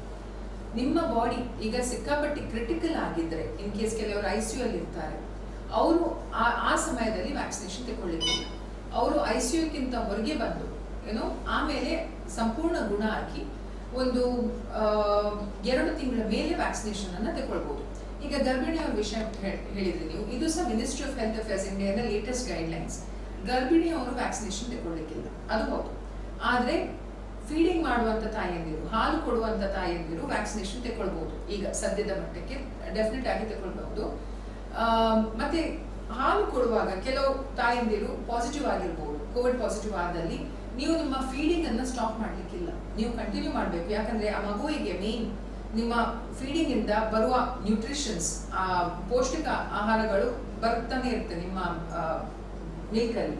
ಅದಕ್ಕೆ ಅದನ್ನೊಂದು ಹಾಲಲ್ಲಿ ನಿಲ್ಲಿಸ್ಲಿಕ್ಕಿಲ್ಲ, ಅದನ್ನು ಕಂಟಿನ್ಯೂ ಮಾಡಬೇಕು. ಆದ್ರೆ ಯಾರು ಕೋವಿಡ್ ಪಾಸಿಟಿವ್ ಆಗಿದ್ದಾರೆ ಅವರು ಫೇಸ್ ಶೀಲ್ಡ್ ಇಲ್ಲದಿದ್ರೆ ಮಾಸ್ಕ್ ಹಾಕಿ ಮಗುವನ್ನು ಫೀಡ್ ಮಾಡ್ಕೊಳ್ಬೇಕು. ಮತ್ತೆ ಮಗುವನ್ನು ಎತ್ತಿ ಮತ್ತೆ ಕೆಳಗೆ ಇಡುವ ಮುಂಚೆ ಕೈ ತೊಳಿಬೇಕು, ಕೆಳಗೆ ಇಟ್ಟ ಮೇಲೆ ಸಹ ಕೈ ತೊಳಿಬೇಕು. ಇಷ್ಟು ಪ್ರಿಕಾಷನ್ಸ್ ಅನ್ನ ತೆಗೆದುಕೊಳ್ಳಬೇಕು. ಗರ್ಭಿಣಿಯ ಬಗ್ಗೆ ಒಂದು ಸಣ್ಣ ಕರೆ ಇದೆ. ಹಲೋ. ಹಾ ಹೇಳಿ ಮೇಡಮ್, ಯಾರು ಎಲ್ಲಿಂದ, ಯಾರ ಹೆಸರು? ನಮಸ್ತೆ, ನಾನು ಜಯಲಕ್ಷ್ಮಿ ಅಂತ. ಓಕೆ, ಜಯಲಕ್ಷ್ಮಿ. ಸರ್, ಇದು ಈಗ 3ನೇ ಅಲೆ ಅಂತ ಹೇಳ್ತಾ ಇದ್ದಾರೆ. ಮಕ್ಕಳಿಗೆ ಯಾವ ರೀತಿ ಅದರದ್ದು ಪರಿಣಾಮ ಬೀರಬಹುದು ಅಂತ ಹೇಳ್ಬೋದಾ? ಓಕೆ ಡಾಕ್ಟರ್, ಒಂದು ಪ್ರಶ್ನೆ 3ನೇ ಅಲೆಯ ಬಗ್ಗೆ. ಈಗಾಗಲೇ 1ನೇ ಅಲೆ ಆಯ್ತು, 2ನೇ ಅಲೆ ಆಯ್ತು, 3ನೇ ಅಲೆಯಲ್ಲಿ ಮಕ್ಕಳಿಗೆ ಹೆಚ್ಚಿನ ಪ್ರಾಮುಖ್ಯತೆ. ಮೊದಲನೇದಾಗಿ ನಾನು 3ನೇ ಅಲೆ ಬಾರದಿದ್ರೇನೆ ಒಳ್ಳೇದು ಅಂತ ನಾವು ಕೈ ಮುಗಿಯೋದು ಒಳ್ಳೇದು. ಯಾಕಂದ್ರೆ 3ನೇ ಅಲೆ ಬೇಡ ಅಂತ ಅನಿಸ್ತಾ ಇದೆ ನನಗೆ. ಆದ್ರೆ ಅದ್ರ ಮುಂಚೆ ಈಗ ಮಕ್ಕಳಿಗೆ 3ನೇ ಅಲೆಯಲ್ಲಿ ಎಫೆಕ್ಟ್ ಆಗುತ್ತಾ ಇಲ್ವಾ ಅಂತ ಅದು ಇನ್ನೂ ಸಹ ನಾನು ವಿತ್ ಸೈಂಟಿಫಿಕ್ ಬೇಸ್ಡ್ ಎವಿಡೆನ್ಸ್ ಮೇಲೆ ನಾನು ಹೇಳಲಿಕ್ಕೆ ಆಗ್ತಾ ಇಲ್ಲ. ಸ್ವಲ್ಪ ಕೆಲವು ರಿಪೋರ್ಟ್ಸ್ ಬಂದಿದೆ, ಮಕ್ಕಳು ಕೆಲವರು ಸಿಂಪ್ಟಮ್ಸ್ ತೋರಿಸ್ತಾ ಇದ್ದಾರೆ, ಇಲ್ಲ ಆದ್ರೂ ಸೈಂಟಿಫಿಕ್ ಎವಿಡೆನ್ಸ್ ಬೇಸ್ಡ್ ಅಂತ ನಾನು ಹೇಳಲಿಕ್ಕೆ ಆಗೋದಿಲ್ಲ ಇನ್ನು. ಎರಡನೇದೇನಂದ್ರೆ ಈಗ 3ನೇ ಅಲೆ ಬಾಕಿ ದೇಶದಲ್ಲಿ ಆಗಿದೆ, ಅಂದ್ರೆ US ಆಗಿರ್ಬೋದು, UK ಅಲ್ಲಿ ಆಗಿರ್ಬೋದು, ಇಟಲಿಯಲ್ಲಿ ಆಗಿರ್ಬೋದು, ಜಪಾನ್ ಅಲ್ಲಿ 4ನೇ ಅಲೆಯಲ್ಲಿದ್ದಾರೆ. ಆದ್ರೆ ನಿಮ್ಗೆ ಗೊತ್ತಾಗ್ತಾ ಇದೆಯಾ? ಇಲ್ಲ. ಯಾಕಂದ್ರೆ ಅವರು ಆಲ್ರೆಡಿ 80% ಜನರು ವ್ಯಾಕ್ಸಿನೇಟ್ ಮಾಡ್ಕೊಂಡಿದ್ದಾರೆ. ಆಗ ಅಲೆ ಬಂದಾಗ ಮಾರ್ಟಾಲಿಟಿ ರೇಟ್, ವ್ಯಾಕ್ಸಿನ್ ಇಂದ ನಿಮ್ಮ ಕೋವಿಡ್ ಪಾಸಿಟಿವ್ ಇನ್ಫೆಕ್ಷನ್ಸ್ ಅನ್ನ ಕಂಟ್ರೋಲ್ ಮಾಡ್ಲಿಕ್ಕೆ ಆಗೋದಿಲ್ಲ, ಆದ್ರೆ ಮಾರ್ಟಾಲಿಟಿ ರೇಟ್, ಮರಣಗಳು ಕಡಿಮೆ ಆಗುತ್ತೆ. ಮರಣಗಳು ಕಡಿಮೆ ಆದ ಕೂಡಲೇ ಆಟೋಮ್ಯಾಟಿಕ್ಲಿ ಆ ದೇಶದಲ್ಲಿ ಕಂಟ್ರೋಲ್ ಬಂತು ಅಂತ ಲೆಕ್ಕ ಅದು. So Brazil has failed. Brazil ಅಲ್ಲಿ ಬರೀ 10%. ಇದು ನಾನು ಏನೆಲ್ಲ ಮಾಹಿತಿ ಕೊಡ್ತಾ ಇದ್ದೇನೆ, ಯುನಿಸೆಫ್ ಇಂದ ಮಾಹಿತಿ ಕೊಡ್ತಾ ಇದ್ದೀನಿ. ಇದು ಬರೀ 2 ದಿವಸಕ್ಕಿಂತ ಮುಂಚೆ ನಾನೊಂದು ವೆಬಿನಾರ್ ಅಟೆಂಡ್ ಆಗಿದ್ದೆ, ಅದರಿಂದಲೇ ನಾನು ಮಾಹಿತಿ ಕೊಡ್ತಾ ಇದ್ದೇನೆ. ಬ್ರೆಜಿಲ್ ಅಲ್ಲಿ 10% ಜನರು ಮಾತ್ರ ತಮ್ಮನ್ನ ವ್ಯಾಕ್ಸಿನೇಟ್ ಮಾಡ್ಕೊಂಡಿದ್ದಾರೆ. ಅಲ್ಲಿ 3ನೇ ಅಲೆ ಬಂದಾಗ ಅವರಿಗೆ ಸ್ವಲ್ಪ ಎಫೆಕ್ಟ್ ಸ್ವಲ್ಪ ಜಾಸ್ತಿ ಆಗಿದೆ. ಸೊ ಇಂಡಿಯಾಕ್ಕೆ 3ನೇ ಅಲೆ ಬಂದ್ರೆ ನಾವು ಇನ್ನೂ ಸಹ ಎಲ್ಲರೂ ವ್ಯಾಕ್ಸಿನೇಟ್ ಮಾಡ್ಕೊಂಡಿಲ್ಲ, ಅದರಿಂದಾಗಿ ಸ್ವಲ್ಪ ತೊಂದರೆ ಆಗುವ ಸಾಧ್ಯತೆ. ಆದ್ರೆ ಮಕ್ಕಳಿಗೆ ಎಫೆಕ್ಟ್ ಆಗುತ್ತೆ ಇಲ್ವಾ ಅಂತ ಗ್ಯಾರಂಟಿ ನಾನು ಹೇಳಿಕ್ಕಾಗಲ್ಲ. ಆದ್ರೆ ನಿಮ್ಮ ಮಕ್ಕಳ ವಿಷಯದಲ್ಲಿ ಜಾಗೃತಿ ಅಂತೂ ನೀವು ದಯವಿಟ್ಟು ಮೇಂಟೈನ್ ಮಾಡ್ಕೊಳ್ಳಿ. ಅದ್ರಲ್ಲಿ ರೋಗ ನಿರೋಧಕ ಶಕ್ತಿ ಇರ್ತದೆ ಅಂತ ಹೇಳ್ತಾರೆ ನೀವು ಮಕ್ಕಳಿಗೆ? ಆ ರೀತಿಯ ಒಳ್ಳೆ ರೀತಿಯಲ್ಲಿ ಮಕ್ಕಳಿಗೆ ರೋಗ ನಿರೋಧಕ ಶಕ್ತಿ ಇರ್ತದೆ, ಇಮ್ಯುನಿಟಿ. ಮಕ್ಕಳ ವಿಷಯದಲ್ಲಿ ಏನಂದ್ರೆ ಅವರು ಪಾಸಿಟಿವ್ ಆಗಿರ್ತಾರೆ, ಆದ್ರೆ ಅವರ ಬಾಡಿಯಲ್ಲಿ ಏನು ಸಿಂಪ್ಟಮ್ಸ್ ತೋರದಿದ್ರು ಕೂಡ ಬಾಕಿ ಅವರಿಗೆ they are called as ticking bombs ಅಂತ ಹೇಳ್ತೇವೆ ನಾವು. ಅವರು ಬೇರೆ ಅವರ ತಂದೆ ತಾಯಿಗೆ ಮನೆಯಲ್ಲಿ ಅಜ್ಜ ಅಜ್ಜಿ ಇದ್ರೆ ಅವರಿಗೆ ಕೊಡುವಂತ ಸಾಧ್ಯತೆ ಜಾಸ್ತಿ. ಮಕ್ಕಳು ಸ್ಪ್ರೆಡ್ ಮಾಡುವಂತ ಕೆಪಾಸಿಟಿ ಇದೆ. ಅದಕ್ಕೆ ಅವರ ವಿಷಯದಲ್ಲಿ ಜಾಗ್ರತೆ ವಹಿಸ್ಕೊಳ್ಬೇಕು.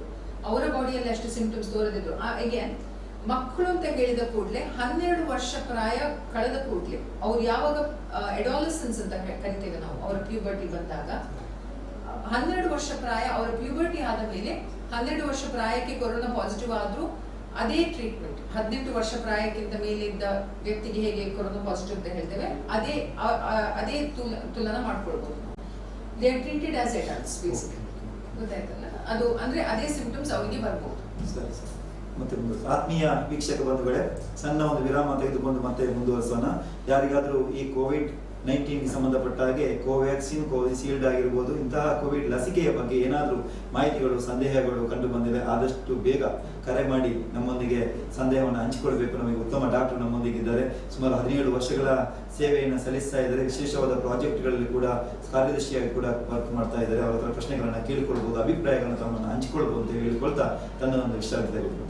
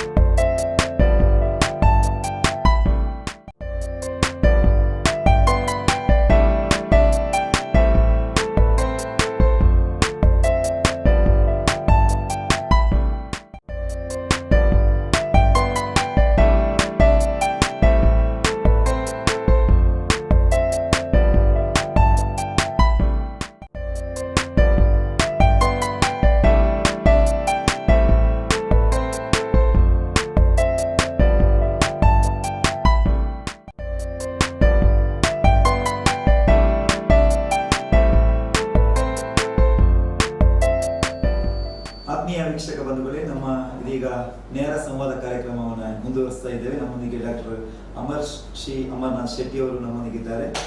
ಈಗಾಗಲೇ ಕೋವ್ಯಾಕ್ಸಿನ್, ಕೋವಿಶೀಲ್ಡ್ನ ಬಗ್ಗೆ, ಕೋವಿಡ್ ಲಸಿಕೆಯ ಬಗ್ಗೆ ನಾವು ಈಗಾಗಲೇ ಮಾತಾಡ್ತಾ ಇದ್ದೇವೆ. ಡಾಕ್ಟರ್, ತುಂಬ ಮಂದಿಗೆ ಇನ್ನೂ ಒಂದು ಸಣ್ಣ ಒಂದು ಸಂದೇಹ ಇದೆ. ಈ 3 ಲಸಿಕೆಗಳು ಈಗಾಗಲೇ ವಿದೇಶಗಳಲ್ಲಿ ಬೇರೆ ಬೇರೆ ರೀತಿಯ ಲಸಿಕೆಗಳು ಇದೆ. ನಮ್ಮ ಭಾರತ ದೇಶದಲ್ಲಿ ಇರುವಂಥದ್ದು ಕೋವಿಶೀಲ್ಡ್, ಕೋವ್ಯಾಕ್ಸಿನ್, ಮತ್ತೊಂದು ಸ್ಪಟ್ನಿಕ್ ಎನ್ನುವಂಥದ್ದು. ಇದು 3ರಲ್ಲಿ ಯಾವುದು ಉತ್ತಮ ಅಂತೇಳಿ ನೀವು ಹೇಳಿಕ್ಕೆ ಬಯಸ್ತೀರಿ? ನಾವು ಉತ್ತಮ, ಇದು ಒಳ್ಳೇದು ಅದು ಒಳ್ಳೇದು ಅಂತ ನಾನು ಹೇಳೋದಿಲ್ಲ. ಯಾಕಂದ್ರೆ ಪ್ರತಿಯೊಂದು ಈಗ ಸ್ಪಟ್ನಿಕ್ ಹೇಳ್ತಾರೆ 90% ಎಫೆಕ್ಟಿವ್ ಅಂತ ಹೇಳ್ತಾ ಇದ್ದಾರೆ, ಕೋವಿಶೀಲ್ಡ್ 70% ಅಂತ ಹೇಳ್ತಾ ಇದ್ದಾರೆ, ಕೋವ್ಯಾಕ್ಸಿನ್ 55 to 60% ಅಂತ ಹೇಳ್ತಾ ಇದ್ದಾರೆ. ನನ್ನ ಪ್ರಕಾರ ಎಲ್ಲ ವ್ಯಾಕ್ಸಿನ್ಸ್ ರಿಸರ್ಚ್ ಮಾಡಿ ತಂದದ್ದು, so they are all good enough. ಆದರೆ ಪ್ರೊಫೆಷನಲ್ ವೈಸ್ ಯಾರಾದರೂ ಈಗ ವಿದೇಶಕ್ಕೆ ಹೋಗೋದಾದ್ರೆ, ಒಂದಷ್ಟು ವಿದೇಶ ಪ್ರಯಾಣ ಮಾಡೋದಾದ್ರೆ, ಇಲ್ಲಿದ್ರೆ ತಮ್ಮ ಮಕ್ಕಳನ್ನ ವಿದೇಶಕ್ಕೆ ಏನೋ ಎಜುಕೇಷನ್ಗೆ ಕಳಿಸೋದಾದ್ರೆ, ಅಲ್ಲಿ ಈಗ ಸದ್ಯಕ್ಕೆ WHO ಕ್ಲಿಯರೆನ್ಸ್ ಸಿಕ್ಕಿದ್ದು ಕೋವಿಶೀಲ್ಡ್ಗೆ ಮಾತ್ರ. ಕೋವಿಶೀಲ್ಡ್ ಮತ್ತೆ ಸ್ಪಟ್ನಿಕ್ಗೆ ಸಿಕ್ಕಿದೆ. ಕೋವ್ಯಾಕ್ಸಿನ್ಗೆ WHO ಕ್ಲಿಯರೆನ್ಸ್ ಇಲ್ಲ. ವ್ಯಾಕ್ಸಿನ್ ಒಳ್ಳೆದಿದೆ ಕೋವ್ಯಾಕ್ಸಿನ್, ಆದರೆ ಕ್ಲಿಯರೆನ್ಸ್ ಟು ಗೋ ಅಬ್ರಾಡ್ ಯಾಕೆ ಇಲ್ಲ ಅಂತ ನನಗೆ ಗೊತ್ತಿಲ್ಲ. ಇದು ನಾನು ಮಾಹಿತಿ ಕೊಡೋದು ಕೋವ್ಯಾಕ್ಸಿನ್ ಒಳ್ಳೇದಿಲ್ಲ, ಕೋವಿಶೀಲ್ಡ್ ಒಳ್ಳೇದಿಲ್ಲ ಅಂತಲ್ಲ. ಯಾರಾದರೂ ವಿದೇಶಕ್ಕೆ ಪ್ರಯಾಣ ಮಾಡೋದಾದ್ರೆ ನಿಮಗೆ ಕೋವಿಶೀಲ್ಡ್ ಇದ್ರೆ ಎಲ್ಲಿದ್ರೆ ಸ್ಪಟ್ನಿಕ್ ಅನ್ನು ತಗೊಳ್ಳೋದು ಒಳ್ಳೇದು ಅಂತ ನಾನು ಹೇಳ್ತೀನಿ ಅಷ್ಟೇ. ಈಗ ಎಲ್ಲಿಯಾದ್ರೂ ವಿದೇಶಕ್ಕೆ ಹೋಗುವವರು ಎಲ್ಲರೂ ಈಗಾಗಲೇ ಹೋಗ್ತಾ ಇದ್ದಾರೆ, ಕಲೀಲಿಕ್ಕೆ ಹೋಗ್ತಾರೆ, ಉದ್ಯೋಗಕ್ಕೆ ಹೋಗ್ತಾರೆ, ವಿದ್ಯಾಭ್ಯಾಸಕ್ಕಾಗಿ ಹೋಗ್ತಾರೆ, ಎಲ್ಲದಕ್ಕೂ ಹೋಗ್ತಾರೆ. ಆದರೆ ಅದರಲ್ಲಿ ಕೂಡ ಒಂದಿದೆ, ಫಸ್ಟಿಗೆ ಅವರು ಕೋವ್ಯಾಕ್ಸಿನ್ ತೆಗೆದುಕೊಂಡಿದ್ರು. ಈಗ ಅಲ್ಲಿಗೆ ಹೋಗಿ ಕೋವಿಶೀಲ್ಡ್ ತಗೊಳ್ಳಿಕ್ಕೆ ಆಗ್ತದ, ಅದು ಹೇಗೆ ಅಂತ ನಾರ್ಮಲಿ ಏನಂದ್ರೆ ಕೋವಿಶೀಲ್ಡ್ ತಗೊಂಡ್ರೆ ಕೋವಿಶೀಲ್ಡ್ನೇ ಕಂಟಿನ್ಯೂ ಮಾಡೋದು ಒಳ್ಳೇದು. ಕೋವ್ಯಾಕ್ಸಿನ್ ತಗೊಂಡ್ರೆ ಕೋವ್ಯಾಕ್ಸಿನ್ ಸೆಕೆಂಡ್ ಡೋಸ್ ತಗೊಳ್ಳೋದು ಒಳ್ಳೇದು. ಅದು this is how normal procedure. ಸಣ್ಣ ಕರೆ ಇದೆ. ಹಲೋ, ನಮಸ್ತೆ. ಯಾರು, ತಮ್ಮ ಹೆಸರು, ಎಲ್ಲಿಂದ? ಓಕೆ, ನಮಸ್ತೆ ಸರ್. ಅಬ್ದುಲ್ ಅವರೇ, ಹೇಳಿ. ನಮ್ಮವರೇ, ಹೇಳಿ ಸರ್. ಡಾಕ್ಟರ್ ಇದ್ದಾರೆ, ಡಾಕ್ಟರ್ ಅಮರನಾಥ್ ಶೆಟ್ಟಿ ಅವರು ಇದ್ದಾರೆ, ಅಮರನಾಥ್ ಶೆಟ್ಟಿ ಅವರು. ಈ ಕೋವಿಶೀಲ್ಡ್ ಹೇಳಿ, ಕೇಳ್ತದೆ, ಹೇಳಿ.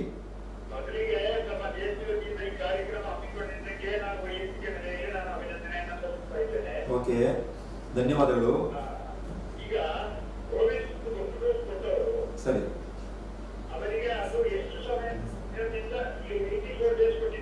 ಹೌದು, ಸರಿ.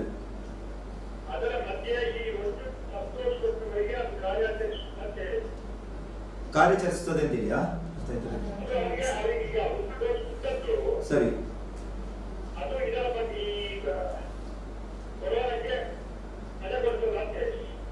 ಓಕೆ, ಕೊರೋನಾಕ್ಕೆ ಸಂಬಂಧಪಟ್ಟ ಹಾಗೆ ಫಸ್ಟ್ ಡೋಸ್ ಎಷ್ಟು ಒಳ್ಳೆ ರೀತಿಯಲ್ಲಿ ಕಾರ್ಯಾಚರಿಸ್ತದೆ ಅಂತ ಕೇಳುದ ನೀವು? Okay okay okay. ಹೇಗೆ ಅಂತ ಈ ಕೊರೋನಾಕ್ಕೆ ಸಂಬಂಧಪಟ್ಟ ಹಾಗೆ ಈ ಲಸಿಕೆ? ಸರ್, ಯಾವುದೇ ಲಸಿಕೆ ತಗೊಳ್ಳುವಾಗ ನಿಮ್ಗೆ ಈಗ ಮಕ್ಕಳಿಗೂ ನಾವು ಲಸಿಕೆ ಕೊಟ್ಟಾಗ first dose, second dose, booster dose ಅಂತ ಕೊಡ್ತಿರ್ತೀವಿ. ಈಗ ನಿಮ್ಗೆ ಆಂಟಿಬಯೋಟಿಕ್ಸ್ ಕೊಟ್ಟಾಗ ಸಹ ನಾವೊಂದು 5 ದಿವಸ ಆಂಟಿಬಯೋಟಿಕ್ಸ್ ಅಂತ ಹಾಕ್ತೇವೆ. ಅದರಲ್ಲಿ ದಿನಕ್ಕೆ 3 ಬಾರಿ ಅಂತ ಹೇಳ್ತೇವೆ. ಆಂಟಿಬಯೋಟಿಕ್ಸ್ ಕಂಪ್ಲೀಟ್ ಆದ ಮೇಲೇನೆ ನಿಮ್ಮ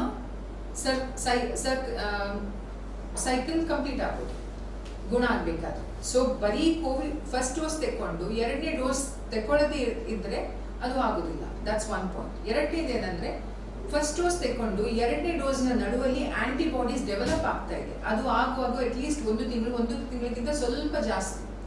ಆ ಟೈಮಲ್ಲಿ ನಿಮ್ಮ ಬಾಡಿ ಸ್ವಲ್ಪ ಸೆನ್ಸಿಟಿವ್ ಇರುತ್ತೆ. ಆ ಟೈಮಲ್ಲಿ ನೀವು ನಿಮ್ಮ ಜಾಗ್ರತೆಯನ್ನ ವಹಿಸ್ಕೊಳ್ಬೇಕು. ನೀವು ಪಾಸಿಟಿವ್ ಆಗುವ ಸಾಧ್ಯತೆ ಜಾಸ್ತಿ, ಯಾಕಂದ್ರೆ ಇಮ್ಯುನಿಟಿ ಸ್ವಲ್ಪ ಕಡಿಮೆ ಆಗುತ್ತೆ. ಯಾಕಂದ್ರೆ ನಾವು ಚಿಕ್ಕ ವೈರಸ್ ಅನ್ನೇ ನಿಮ್ಮ ಬಾಡಿಗೆ ಕೊಟ್ಟದ್ದು. ಇಮ್ಯುನಿಟಿ ಆಗ ಆಟೋಮ್ಯಾಟಿಕ್ಲಿ ಸ್ವಲ್ಪ ಕೆಳಗೆ ಹೋದಾಗ ನೀವು ಸ್ವಲ್ಪ ಜಾಗ್ರತೆ ವಹಿಸ್ಕೊಳ್ಬೇಕು. ಅದು ಮಾತ್ರ ನಿಮ್ಮ ಒಳ್ಳೆಯದಕ್ಕೆ, ಅದು ನಿಮ್ಮ ಬಾಡಿಯಲ್ಲಿ ಆಂಟಿಬಾಡೀಸ್ ಡೆವಲಪ್ ಆಗ್ತಾ ಇದೆ. ಸೊ ಪ್ರೊಟೆಕ್ಷನ್ ಆ ಥರ ಕಂಪ್ಲೀಟ್ ಪ್ರೊಟೆಕ್ಷನ್ ಅಂತ ನಾನು ಸಿಗ್ತದೆ ಅಂತ ನಾನು ಹೇಳೋದಿಲ್ಲ. ಮತ್ತೆ ನಾನು ಹೇಳಿದ್ದೇನಲ್ಲ, ಕೋವಿಡ್ ವ್ಯಾಕ್ಸಿನ್ ತಗೊಂಡ ಮೇಲೆ ಇನ್ಫೆಕ್ಷನ್ಸ್ ಅನ್ನ ತಡೆಗೊಳಿಸೋದಿಲ್ಲ, ಆದರೆ ಮರಣ ಆಗುದಿಲ್ಲ ಅಂತ ಹೇಳೋದು ನಾನು. ಹಲೋ ಹಲೋ, ಹೇಳಿ ಸರ್, ಗಟ್ಟಿ ಮಾತಾಡಿ. ಹಾ, ಎಲ್ಲಿಂದ? ಸುಳ್ಳೇರಿ. ಹಾ, ಹೇಳಿ ಸರ್. ಹಾ, ಕೇಳ್ಬೋದು, ಖಂಡಿತ ಕೇಳ್ಬೋದು ಸರ್. ನಮಸ್ತೆ. ಸ್ವಲ್ಪ ಗಟ್ಟಿ ಮಾತಾಡಿ ಸರ್, ಧ್ವನಿ ಕೇಳ್ತಾ ಇಲ್ಲ ಸರಿಯಾಗಿ. ಹಾ, ಕೇಳ್ತದೆ, ಮಾತಾಡಿ. ಹಾ, ಕೇಳಿ ಸರ್. ಹಾ ಹಾ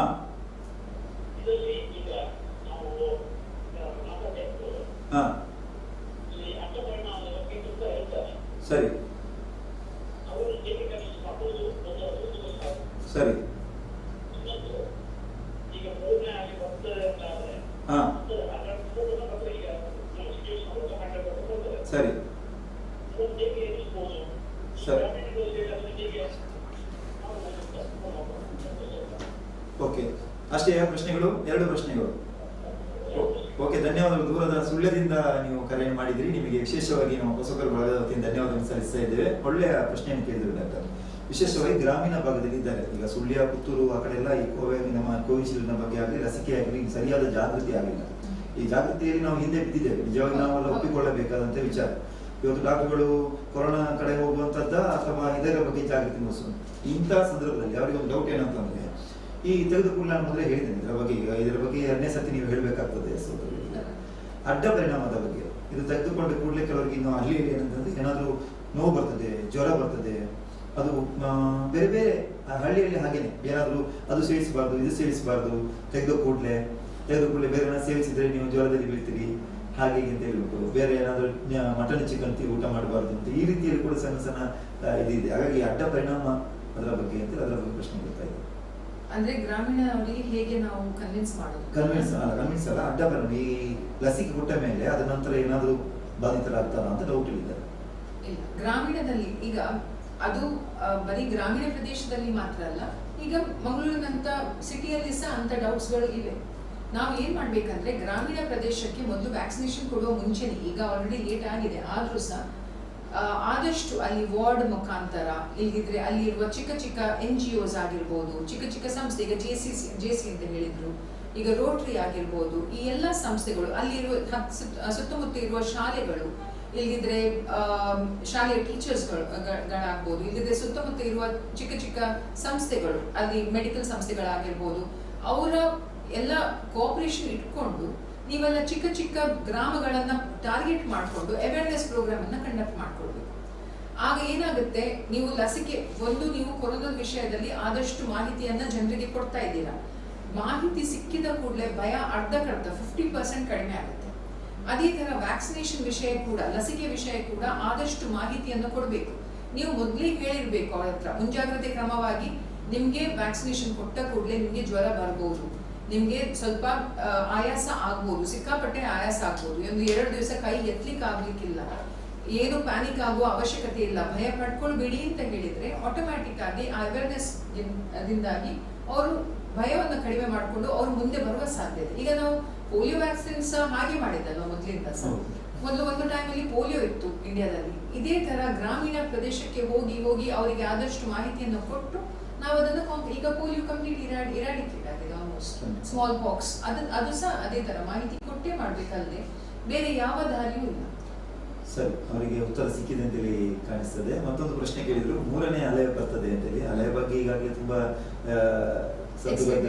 ಇದೆ, ತುಂಬಾ ಇದೆ. ಹಾಗಾಗಿ ಅವರಿಗೆ ಏನಂತಂದ್ರೆ 3ನೇ ಅಲೆಗೆ ನಾವು ಯಾವ ರೀತಿ ಜಾಗೃತಿ ಆಗಬೇಕು?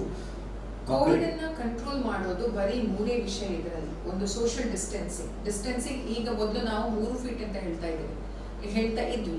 ಈ ಬಾರಿ ನಾವು ಅಟ್ಲೀಸ್ಟ್ 6 ಫೀಟ್ ಅಂತ ಹೇಳ್ತಾ ಇದ್ವಿ. ಮಾಸ್ಕ್ ಹಾಕ್ಲೇಬೇಕು, ಕೈಗಳನ್ನು ತೊಳಿತಾ ಇರಬೇಕು.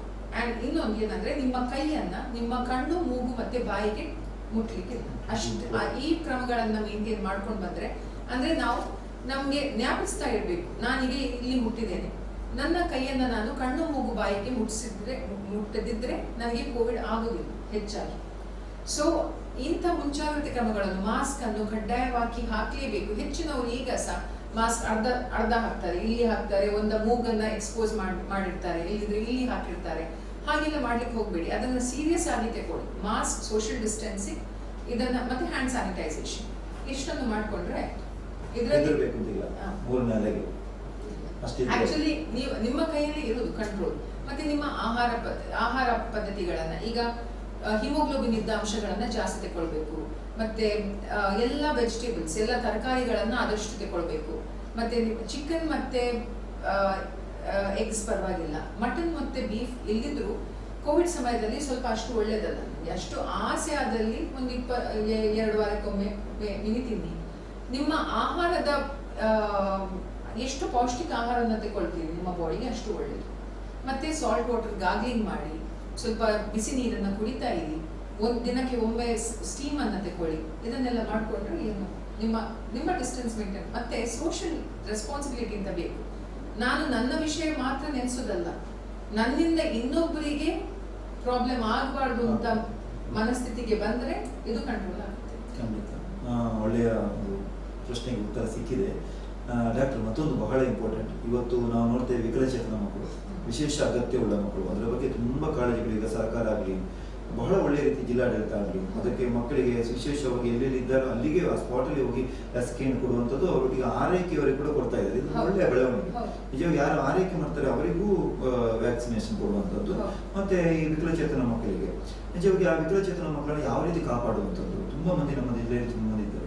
ಆಕ್ಚುಲಿ ನಾರ್ಮಲ್ ಮಕ್ಕಳಿಗಿಂತ ಜಾಸ್ತಿ ವಿಕಲಚೇತನ ಮಕ್ಕಳ ವಿಷಯದಲ್ಲಿ ನಾವು ತುಂಬಾ ಜಾಗ್ರತೆ ವಹಿಸ್ಕೊಳ್ಬೇಕಾಗುತ್ತೆ. ಯಾಕಂದ್ರೆ ಅವ್ರ ಬೈ ಬರ್ತ್ ಅವರ ಬಾಡಿಯಲ್ಲಿ ಇಮ್ಯುನಿಟಿ ಕಡಿಮೆ ಇರುತ್ತೆ, ಡೆಫಿಷಿಯನ್ಸಿ ಇರುತ್ತೆ, ಎಷ್ಟೋ ಡೆಫಿಷಿಯನ್ಸಿ ಅವರಿಗೆ ಇರುತ್ತೆ. ಅದರಿಂದಾಗಿ ಅವರ ಬಾಡಿಗೆ ಈ ವೈರಸ್ ಅನ್ನ ತಡ್ಕೊಳ್ಳುವಂತ ಶಕ್ತಿ ಇರುವುದಿಲ್ಲ. ಈಗ ಒಂದು ವಿಕಲಚೇತನ ಮಗು ಮನೆಯಲ್ಲಿ ಇದ್ದಲ್ಲಿ ಏನ್ ಮಾಡ್ಬೇಕಂದ್ರೆ ತಂದೆ ತಾಯಿ ಸಹ ಆದಷ್ಟು ಜಾಗ್ರತೆ ವಹಿಸ್ಬೇಕು. ಸಂಬಂಧಿಕರು ಹೆಚ್ಚು ಆ ಮನೆಗೆ ಹೋಗ್ಬಾರ್ದು, ಬಂದ್ರು ಸಹ ಹೊರಗೆ ಇದ್ರೆ ಒಳ್ಳೇದು. ಆ ಮಗುವನ್ನ ಸ್ವಲ್ಪ ಒಳಗೆ ಇಟ್ಟರೆ ಸಾಕು. ಮತ್ತೆ ಆ ಮಗುವನ್ನ ಹೊರಗಿನವರಿಗೆ ಹೆಚ್ಚು ಎಕ್ಸ್ಪೋಸ್ ಮಾಡಬಾರ್ದು. ಆದ್ರೆ ಸಂಪೂರ್ಣವಾಗಿ ಮನೆಯಲ್ಲೇ ಇಟ್ಕೊಂಡ್ರೆ ಆ ಮಗುವಿಗೆ ಸಹ ಅದು ಮಾನಸಿಕವಾಗಿ ಒಳ್ಳೇದು ಆಗುದಿಲ್ಲ. ಯಾವಾಗ ಸ್ವಲ್ಪ ಜನರು ಸ್ವಲ್ಪ ಕಡಿಮೆ ಇದ್ದಾರೆ ಆಗ ಹೊರಗೆ ತಂದು ಅವರನ್ನ ಪಾರ್ಕಿಗೆ ಕರ್ಕೊಂಡು ಹೋಗುದು, ಅಲ್ಲಿ ಇಲ್ಲಿ ಕರ್ಕೊಂಡು ಹೋಗುದು, ಅದನ್ನೆಲ್ಲ ಮಾಡ್ಕೊಳ್ಬಹುದು. ಮತ್ತೆ ಆ ಮಕ್ಕಳ ವಿಷಯದಲ್ಲಿ ಅವರ ಆಹಾರ ವಿಷಯದಲ್ಲಿ ಆದಷ್ಟು ಜಾಗ್ರತೆಯನ್ನ ವಹಿಸ್ಕೊಳ್ಬೇಕು. ಹೀಗೆ ನಾವು ಅವರನ್ನ ಮೇಂಟೈನ್ ಮಾಡ್ಕೊಳ್ಬಹುದು. ಸರಿ, ಈಗಾಗಲೇ ನಾವು ತುಂಬಾ ವಿಷಯಗಳನ್ನ ಈ ಲಸಿಕೆ ಬಗ್ಗೆನೇ ಮಾತಾಡಿದ್ದೇವೆ. ಈಗೇನಾಗಿದೆ, 3ನೇ ಅಲೆ ಬರ್ತಾ ಇದೆ ಅಂತ ಹೇಳ್ತಾ ಇದ್ದಾರೆ. ತುಂಬಾ ಮಂದಿಗೆ ಒಂದು ಡೌಟ್ ಡಾಕ್ಟರ್, ತುಂಬಾ ಮಂದಿಗೆ ಮ್ಯಾಕ್ಸಿಮಮ್ 80% ಜನಗಳಿಗೆ ಒಂದು ಸಂದೇಹ ಏನಪ್ಪಾ ಅಂತಂದ್ರೆ, ಈ ಕೊರೋನಾ ಎನ್ನುವಂಥದ್ದು ಅವ್ರಿಗೆ ಸಿಂಟಮ್ಸೇ ಇರುವುದಿಲ್ಲ, ನೀವು ಸ್ವಾಬ್ ಟೆಸ್ಟ್ ಮಾಡಿದ ಕೂಡಲೇ ಪಾಸಿಟಿವ್ ಅಂತ ಬರುತ್ತೆ. ಅವ್ರಿಗೇನು ಇದೆ ಅಂತಂದ್ರೆ ಅಲರ್ಟ್ ಆಗುದಿಲ್ಲ. ಅವರು ನನಗೆ ಏನಿಲ್ಲ ಸರ್, ಜ್ವರ ಇಲ್ಲ, ತಲೆನೋವಿಲ್ಲ, ಶೀತ ಇಲ್ಲ, ಕೆಮ್ಮಿಲ್ಲ, ಮೈಕೈ ನೋವಿಲ್ಲ, ಏನಿಲ್ಲ, ನಾನು ಚೆನ್ನಾಗಿದ್ದೇನೆ, ಆದ್ರೆ ನನಗೆ ಪಾಸಿಟಿವ್ ಬಂದಿದೆ ಸರ್, ಇದೇನು ಅಂತೇಳಿ ಈ ಹಳ್ಳಿಯಲ್ಲಿ ಅವರೇ ಹೊಡೆದುಕೊಂಡು ನಮ್ಮ ಹತ್ರ ಈ ಆರೋಗ್ಯ ಇಲಾಖೆ ಅಧಿಕಾರಿಗಳ ಹತ್ರ, ನಮ್ಮ ನೋಡಲ್ ಶಿಕ್ಷಕರ ಹತ್ರ ಅವರೇ ಕೇಳ್ತಾರೆ. ನಾವು ಅದಕ್ಕೆ ಸರಿಯಾದ ಕರೆಕ್ಟ್ ಆದ ಉತ್ತರವನ್ನು ಕೊಡ್ಲಿಕ್ಕೆ ಅವರು, ಇದಕ್ಕೆ ನೀವೇನು ಹೇಳಲಿಕ್ಕೆ ಬಯಸ್ತೀರಿ? ನಿಮ್ಗೆ ಒಂದು ರೋಗ ಇದೆ ಅಂತ ಅನ್ಸಿದ ಕೂಡಲೇ ಅದು ಸ್ಪ್ರೆಡ್ ಆಗ್ತಾ ಇದೆ. ನೋಡಿ, ಮೊದಲು ಇಷ್ಟು ವೇಗವಾಗಿ ಸ್ಪ್ರೆಡ್ ಆಗ್ತಾ ಇರಲ್ಲ. ಅದನ್ನ ನಾವು ಮ್ಯೂಟೇಷನ್ ಅಂತ ಹೇಳ್ತೇವೆ. ನಮ್ಮ ಬಾಡಿಯಲ್ಲಿ ರೆಪ್ಲಿಕೇಶನ್ ಮತ್ತೆ ವೈರಸ್ ಮಲ್ಟಿಪ್ಲೈ ಆಗೋದು. ಅದೇನಾಗ್ತಾ ಇದೆ ಅಂದ್ರೆ, ಒಂದು ವೈರಸ್ ಅದರ ಜೆರಾಕ್ಸ್ ಇಮೇಜ್ ಅನ್ನ ಕ್ರಿಯೇಟ್ ಮಾಡ್ತಾ ಇದೆ. ನಾವೀಗ ಆ ಜೆರಾಕ್ಸ್ ಇಮೇಜ್ ಹೇಗಿರುತ್ತೆ ಅಂದ್ರೆ, ಇದು ಒರಿಜಿನಲ್ ವೈರಸ್ ಆದ್ರೆ ಜೆರಾಕ್ಸ್ ಇಮೇಜ್ ಕ್ರಿಯೇಟ್ ಆದದ್ದು ಸ್ವಲ್ಪ ವೇರಿಯೇಷನ್ ಆಗಿ ಅದನ್ನ ನಾವು ನ್ಯೂ ಸ್ಟ್ರೀನ್ ಅಂತ ಹೇಳ್ತಾ ಇದ್ದೀವಿ. ಅದು ಈಗ ಸ್ಪ್ರೆಡ್ ಆಗುವಾಗ ಸ್ವಲ್ಪ ಭಾರಿ ಬೇಗನೆ ಸ್ಪ್ರೆಡ್ ಆಗ್ತಾ ಇದೆ. ಸೊ ಈಗ ಯಾರಾದ್ರೂ ನಿಮ್ಮ ಹತ್ರ ಕೋವಿಡ್ ನನಗೆ ಸಿಂಪ್ಟಮ್ಸ್ ಇಲ್ಲ ಅಂತ ಹೇಳೋದು, ಈಗ ಸ್ವಲ್ಪ ದಿವಸದ ಮೇಲೆ ಅವರಿಗೆ ಸಿಂಪ್ಟಮ್ಸ್ ತೋರ್ಲಿಕ್ಕೆ ಶುರು ಆಗುತ್ತೆ. ಮೈಯಲ್ಲಿ ಆಯಾಸ ಆಗೋದಾಗ್ಲಿ, ಸ್ವಲ್ಪ ಜ್ವರ ಬರೋದಾಗ್ಲಿ. ಹೆಚ್ಚಿನವರು ಏನ್ ಮಾಡ್ತಾರೆ, ಒಂದು ಜ್ವರ ಬಂದಲ್ಲಿ ನನಗೆ ಆಗುದಿಲ್ಲ ಅಂತ ಒಂದು ಧೈರ್ಯ, ಆ ಧೈರ್ಯ ಹೆಚ್ಚಿನವರಿಗೆ ಇರುತ್ತೆ.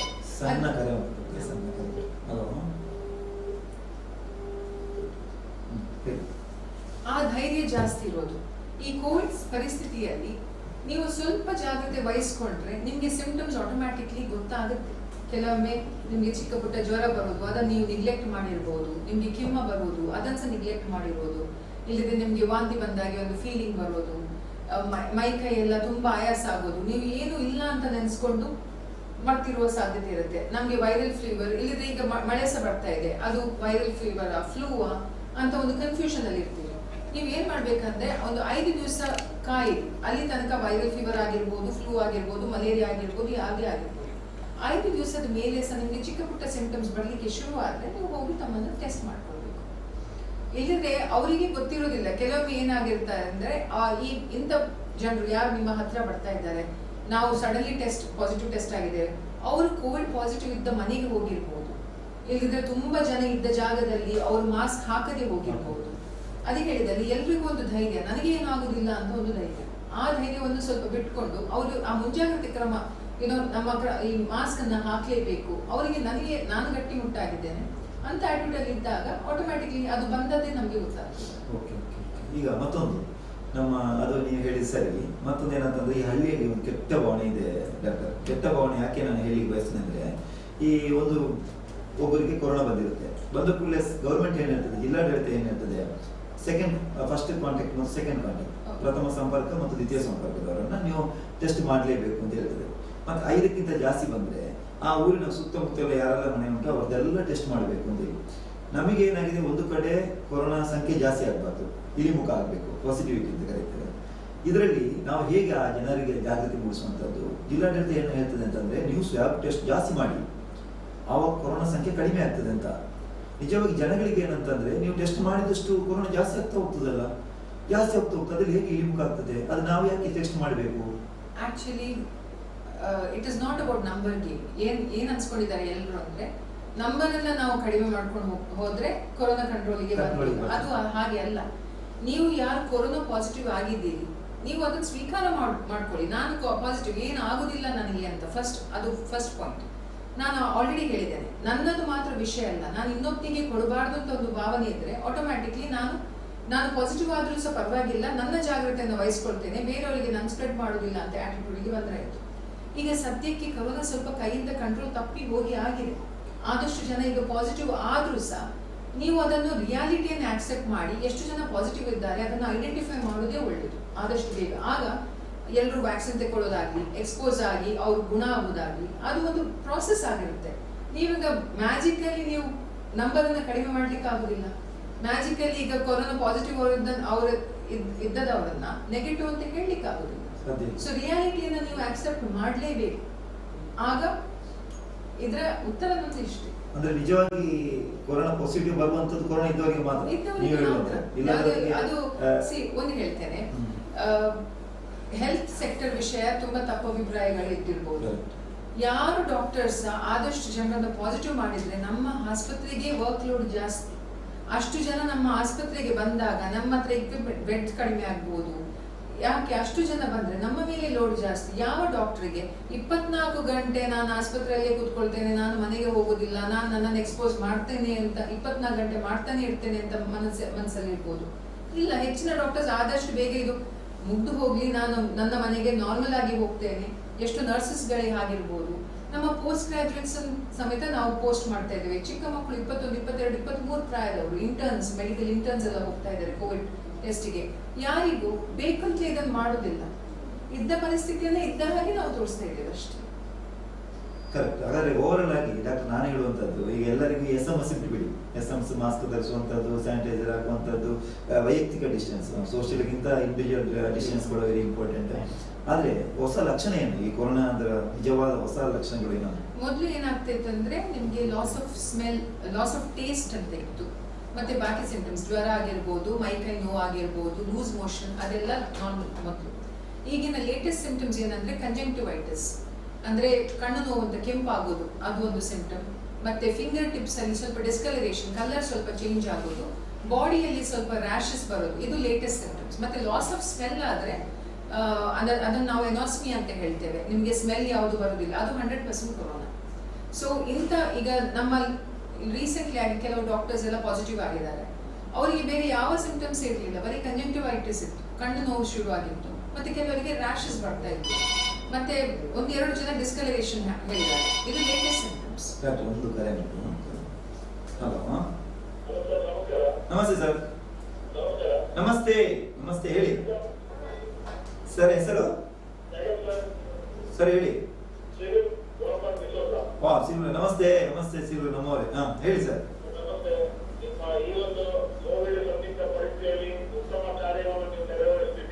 ಓಕೆ. ಅಮರ್ನಾಥ್ ಶೆಟ್ಟಿ ಅವರು. ಸರಿ, ಹೇಳಿ ನಿಮ್ಮ ಸಲಹೆ ಕೊಡಿ. ವೈಫಲ್ಯ, ಹೃದಯ ಕಾಯಿಲೆ, ಇನ್ನಿತರ ರೋಗಿಗಳು ಕೋವಿಡ್ ಅಥವಾ ಕೋವಿಶೀಲ್ಡ್ ಇದನ್ನು ಪಡೆಯಬಹುದೇ?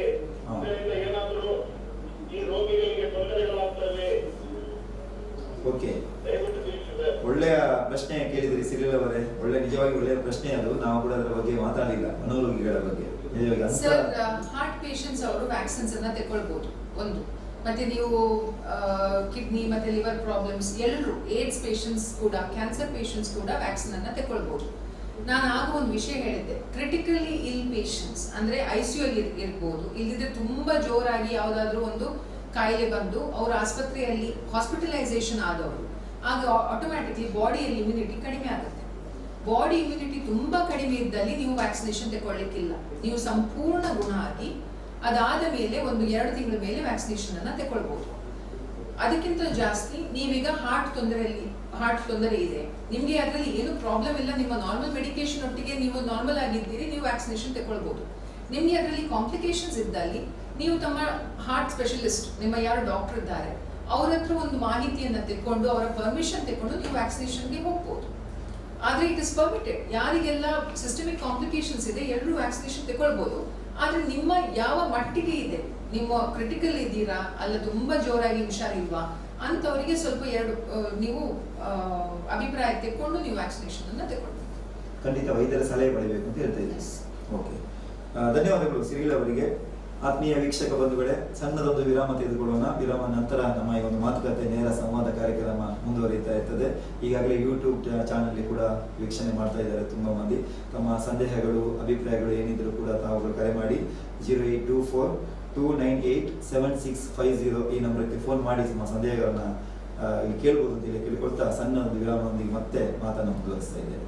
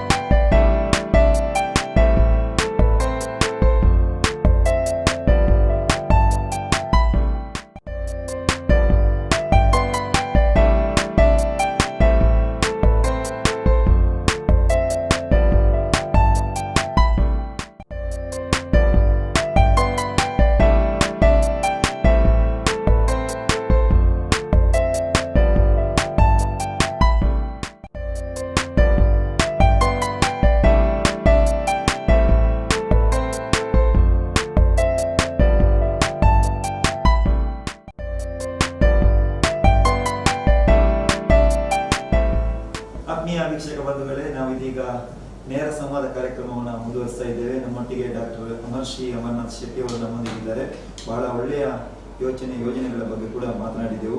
ಈ ಕೋವ್ಯಾಕ್ಸಿನ್ ಬಗ್ಗೆ, ಲಸಿಕೆಯ ಬಗ್ಗೆ ಯಾವ ರೀತಿ ತೆಗೆದುಕೊಳ್ಬೇಕು, ಅದರ ಪರಿಣಾಮಗಳ ಬಗ್ಗೆ, ಅಡ್ಡ ಪರಿಣಾಮಗಳ ಬಗ್ಗೆ, ಅದರ ಬಗ್ಗೆ ಕೂಡ ಡಾಕ್ಟರ್ ಹೇಳಿದರು. ವಿಶೇಷವಾಗಿ ನಮಗೆಲ್ಲ ಗೊತ್ತಿದೆ, ಮೊದಲನೇ ಅಲೆ ಬರುವುದಕ್ಕಿಂತ ಮೊದಲು ಮೊದಲನೇ ಅಲೆ ಬರುವುದಕ್ಕಿಂತ ಮೊದಲು, ಈ ಕೊರೋನಾ ಬರುವುದಕ್ಕಿಂತಲೂ ಮೊದಲು, ಕೊರೋನಾ ಬಂದರೆ ಆ ವ್ಯಕ್ತಿಯನ್ನು ಕೊಂಡೋಗುವಂಥ ರೀತಿ, ಅಲ್ಲಿ ಊರಲ್ಲಿ ಹೆದರುವಂಥ ರೀತಿ, ಆ ವ್ಯಕ್ತಿ ಹತ್ರ ಮಾತನಾಡಲಿಕ್ಕೂ ಇದಿತ್ತು, ಹೆದರಿಕೆ ಇತ್ತು. ಮತ್ತೊಂದು ಏನಪ್ಪಾ ಅಂತಂದ್ರೆ, ಈ ವಾಟ್ಸಪ್ ಅಲ್ಲಿ ಎಲ್ಲ ಬರ್ತಾ ಇದೆ, ಮೊಬೈಲಲ್ಲಿ ಮಾತನಾಡೋದು ಕೂಡ ತಪ್ಪು ಅಂತ ಹೇಳಿ. ನೀವು ಮೊಬೈಲಲ್ಲಿ ಮಾತನಾಡಿದ ಕೂಡಲೇ ಅವನಲ್ಲಿ ಇದ್ದಂತಹ ಒಂದು ವೈರಸ್ ನಮಗೆ ಕೂಡ ಬಂದುಬಿಡ್ತದೆ ಅನ್ನೋದ್ರ ಮಟ್ಟಿಗೆ ಆ ಹಳ್ಳಿಯಲ್ಲಿ ಇದ್ರ ಬಗ್ಗೆ ಬಹಳ ಡೌಟ್ ಇನ್ನೂ ಕೂಡ ಇದೆ. ತುಂಬಾ ಹಳ್ಳಿಯಲ್ಲಿ ಇನ್ನೂ ಕೂಡ ಕೊರೋನಾದ ಬಗ್ಗೆ ಈ ಜಾಗೃತಿ ಆಗಬೇಕು ಎನ್ನುವಂಥದ್ದಿಲ್ಲ, ಅದಕ್ಕೆ ಹೆದರಿಕೆನೇ ಇದೆ. ಇದರ ಬಗ್ಗೆ ನೀವೇನು ಹೇಳಿಕೊಳ್ಳಿ? ತುಂಬಾ ತಪ್ಪಾಭಿಪ್ರಾಯಗಳು ಇದೆ, ಹೌದು. ಆದ್ರೆ ಅದನ್ನು ದೂರಪಡಿಸ್ಬೇಕು ನಾವು. ನಾನು ಹೇಳಿದೆ, ಅಲ್ಲಿರುವ ಪಂಚಾಯತ್ ವರ್ಕರ್ಸ್ ಆಗಿರ್ಬೋದು, ಗ್ರಾಮ ಪಂಚಾಯತ್ ಲೆವೆಲ್ ಅಲ್ಲಿ ಇದ್ದ ವಾರ್ಡ್ಗಳಾಗಿರ್ಬೋದು, ಇವರೆಲ್ಲ ಆದಷ್ಟು ಮಾಹಿತಿಗಳನ್ನ ಆ ಊರಿನ ಜನರಿಗೆ ಕೊಟ್ಟರೆ ಇಂಥ ಭಯಗಳನ್ನೆಲ್ಲ ದೂರಪಡಿಸ್ಬೋದು. ಅದೇ ತರ ಹೋಗ್ಬೇಕಂದ್ರೆ ಬೇರೆ ಯಾವ ರೀತಿ ಸಹ ಇಲ್ಲ. ಓಕೆ, ಆದ್ರೆ ಮಾತಾಡೋದು ಫೋನಲ್ಲಿ ಮಾತಾಡಿದ್ರೆ ಕೊರೋನಾ ಬರ್ತಿಲ್ಲ ಅಂತ ಅದೆಲ್ಲ ತಪ್ಪು ಅಭಿಪ್ರಾಯಗಳು. ಹಾಗೆ ಏನಿಲ್ಲ, ಫೋನಲ್ಲೆಲ್ಲ ಮಾತಾಡಿದ್ರೆ ಯಾವುದು ಸ್ಪ್ರೆಡ್ ಆಗೋದಿಲ್ಲ. ಆಕ್ಚುಲಿ ನಾನು ಹೇಳಿದ್ದೇನಲ್ಲ, ನೀವು ತುಂಬಾ ಹತ್ರ ನಿಂತ್ಕೊಂಡು ಮಾತಾಡ್ಲಿಕ್ಕಿಲ್ಲ, ನೀವು ಸ್ವಲ್ಪ ನಿಮ್ಮ ಡಿಸ್ಟೆನ್ಸ್ ಅನ್ನ ಮೇಂಟೈನ್ ಮಾಡ್ಕೊಳ್ಬೇಕು. ಇಬ್ರು ಮಾಸ್ಕ್ ಹಾಕೊಂಡು ಮಾತಾಡಿದ್ರೆ ಏನು ಅದರಲ್ಲಿ ನಿಮ್ಗೆ ತೊಂದರೆ ಆಗ್ಲಿಕ್ಕಿಲ್ಲ. ಮತ್ತೆ ಸೋಷಿಯಲ್ ಡಿಸ್ಟೆನ್ಸಿಂಗ್ ಮತ್ತೆ ಹ್ಯಾಂಡ್ ವಾಶ್ ಇಷ್ಟನ್ನು ಮೇಂಟೈನ್ ಮಾಡಿದ್ರೆ ಅಷ್ಟೇ. ನೀವು ಬೇರೆಯವರ ಫೋನಲ್ಲಿ ಮಾತಾಡಿ ಇನ್ನೊಬ್ಬರಿಗೆ ವೈರಸ್ ಅನ್ನ ನೀವು ಪಾಸ್ ಮಾಡೋದಿಲ್ಲ. ಆದ್ರೆ ಕೋವಿಡ್ ಪಾಸಿಟಿವ್ ಪೇಷಂಟ್ಸಿನ ಫೋನ್ ಅನ್ನ ನೀವು ತೆಕ್ಕೊಂಡು ನೀವು ನಿಮ್ಮ ಕಣ್ಣು, ಮೂಗು, ಬಾಯಿಗೆ ಮುಟ್ಟಿದ್ರೆ ನೀವು ಪಾಸಿಟಿವ್ ಆಗ್ತೀರಿ. ಈಗ ನಾನು ಕೋವಿಡ್ ಪಾಸಿಟಿವ್ ಆದ್ರೆ ನಾನೀಗ ಇದನ್ನು ಮುಟ್ತಾ ಇದ್ದೇನೆ, ಯಾಕಂದ್ರೆ ನಾನು ಮಾತನಾಡುವಾಗ ಆಟೋಮ್ಯಾಟಿಕ್ಲಿ ಇದು ಡ್ರಾಪ್ಲೆಟ್ಸ್ ಅಂತ ಹೇಳ್ತೇವೆ, ಏನಾದ್ರೂ ಒಂದು ಸ್ವಲ್ಪ ಹೊರಗೆ ಬರುತ್ತೆ, ಅದು ಇಲ್ಲಿಗೆ ಟಚ್ ಆಗಬಹುದು. ಅವರ ಫೋನ್ ಅನ್ನ ನೀವು ಯೂಸ್ ಮಾಡಬಾರ್ದು, ಅಷ್ಟೇ ನೀವು ಮೇಂಟೈನ್ ಮಾಡಿದ್ರೆ ಅಷ್ಟೇ. ಓಕೆ, ಅದರಲ್ಲಿ ಮತ್ತೊಂದು ಅದಕ್ಕೆ ಪೂರಕವಾಗಿ, ಈಗ ಒಬ್ಬರು ಕೊರೋನಾ ಪೇಷಂಟ್ ಇದ್ದಾರೆ, ಎಲ್ಲಿ ನನಗೆ ಹೆದರ್ತಾರೆ ಅಂದ್ರೆ, ಏನಾದ್ರು ಅವರಿಗೆ ಆಹಾರ ಸಾಮಗ್ರಿಯನ್ನು ಕೊಡ್ಲಿಕ್ಕೂ ಎಲ್ಲೋ ದೂರದಲ್ಲಿ ಮೇಲೆ ಇಟ್ಕೊಂಡು ಓಡಿ ಹೋಗುವಂಥದ್ದು, ಅವರು ಮತ್ತೆ ಹೆದರಿಕೆಯಲ್ಲಿ ಆಚೆ ಈಚೆ ನೋಡಿಕೊಂಡು ಯಾರು ಇದ್ದಾರ ಅಂತ ನಮಗೆ ತಗೊಂಡು ಬರುವುದು ಅಂತ, ಈ ರೀತಿ ಇನ್ನೂ ಕೂಡ ಹಳ್ಳಿಯಲ್ಲಿ ಇದೆ, ನಮ್ಮ ಹಳ್ಳಿಯಲ್ಲಿ ತುಂಬಾ ಇದೆ. ಒಂದು ಹಾಗೆ ಮಾಡುವುದೇ ನಾವು ತಪ್ಪು. ಅದೇ ರೀತಿ ಕೊರೋನಾ ಪೇಷಂಟ್ಸ್ ನವರು ಆಸ್ಪತ್ರೆಗೆ ಬಂದಾಗ ಡಾಕ್ಟರ್ಸ್ಗಳು ಓಡಿ ಹೋದ್ರೆ ಹಾಗೆ ಏನಾಗ್ಬೋದು? ಡಾಕ್ಟರ್ಸ್ಗಳು ಅವರಿಗೂ ಜೀವ ಇದೆ, ಅವರಿಗೂ ತಂದೆ ತಾಯಿ ಇದ್ದಾರೆ, ಅವರಿಗೂ ಪರಿವಾರ ಇದೆ. ನಾವು ಸಹ ಅದೇ ರೀತಿ ಒಂದು ಕೊರೋನಾ ಬಂದ ಪೇಷಂಟ್ಸ್ ನಾವು ಅಟೆಂಡ್ ಮಾಡದಿದ್ರೆ, ಸೊ ಅದೇ ರೀತಿಯಲ್ಲಿ ನೀವು ನಿಮ್ಮ ಊರಿನಲ್ಲಿ. ಹಲೋ, ನಮಸ್ತೆ, ಗಟ್ಟಿ ಮಾತಾಡಿ ಸರ್. ಹಾ, ನಾಗೇಶ್ ಕೊಟ್ಟು. ಸರಿ ಸರ್, ವ್ಯಾಕ್ಸಿನ್ ತೆಗೆದುಕೊಂಡ ಮೇಲೆ ಡ್ರಿಂಕ್ಸ್ ಮಾಡಬಹುದಾ ಅಂತ. ಮತ್ತೆ ಪ್ರಶ್ನೆ, ಬೇರೆ ಪ್ರಶ್ನೆ ಉಂಟಾ ನಾಗೇಶ್? ಇದೆ.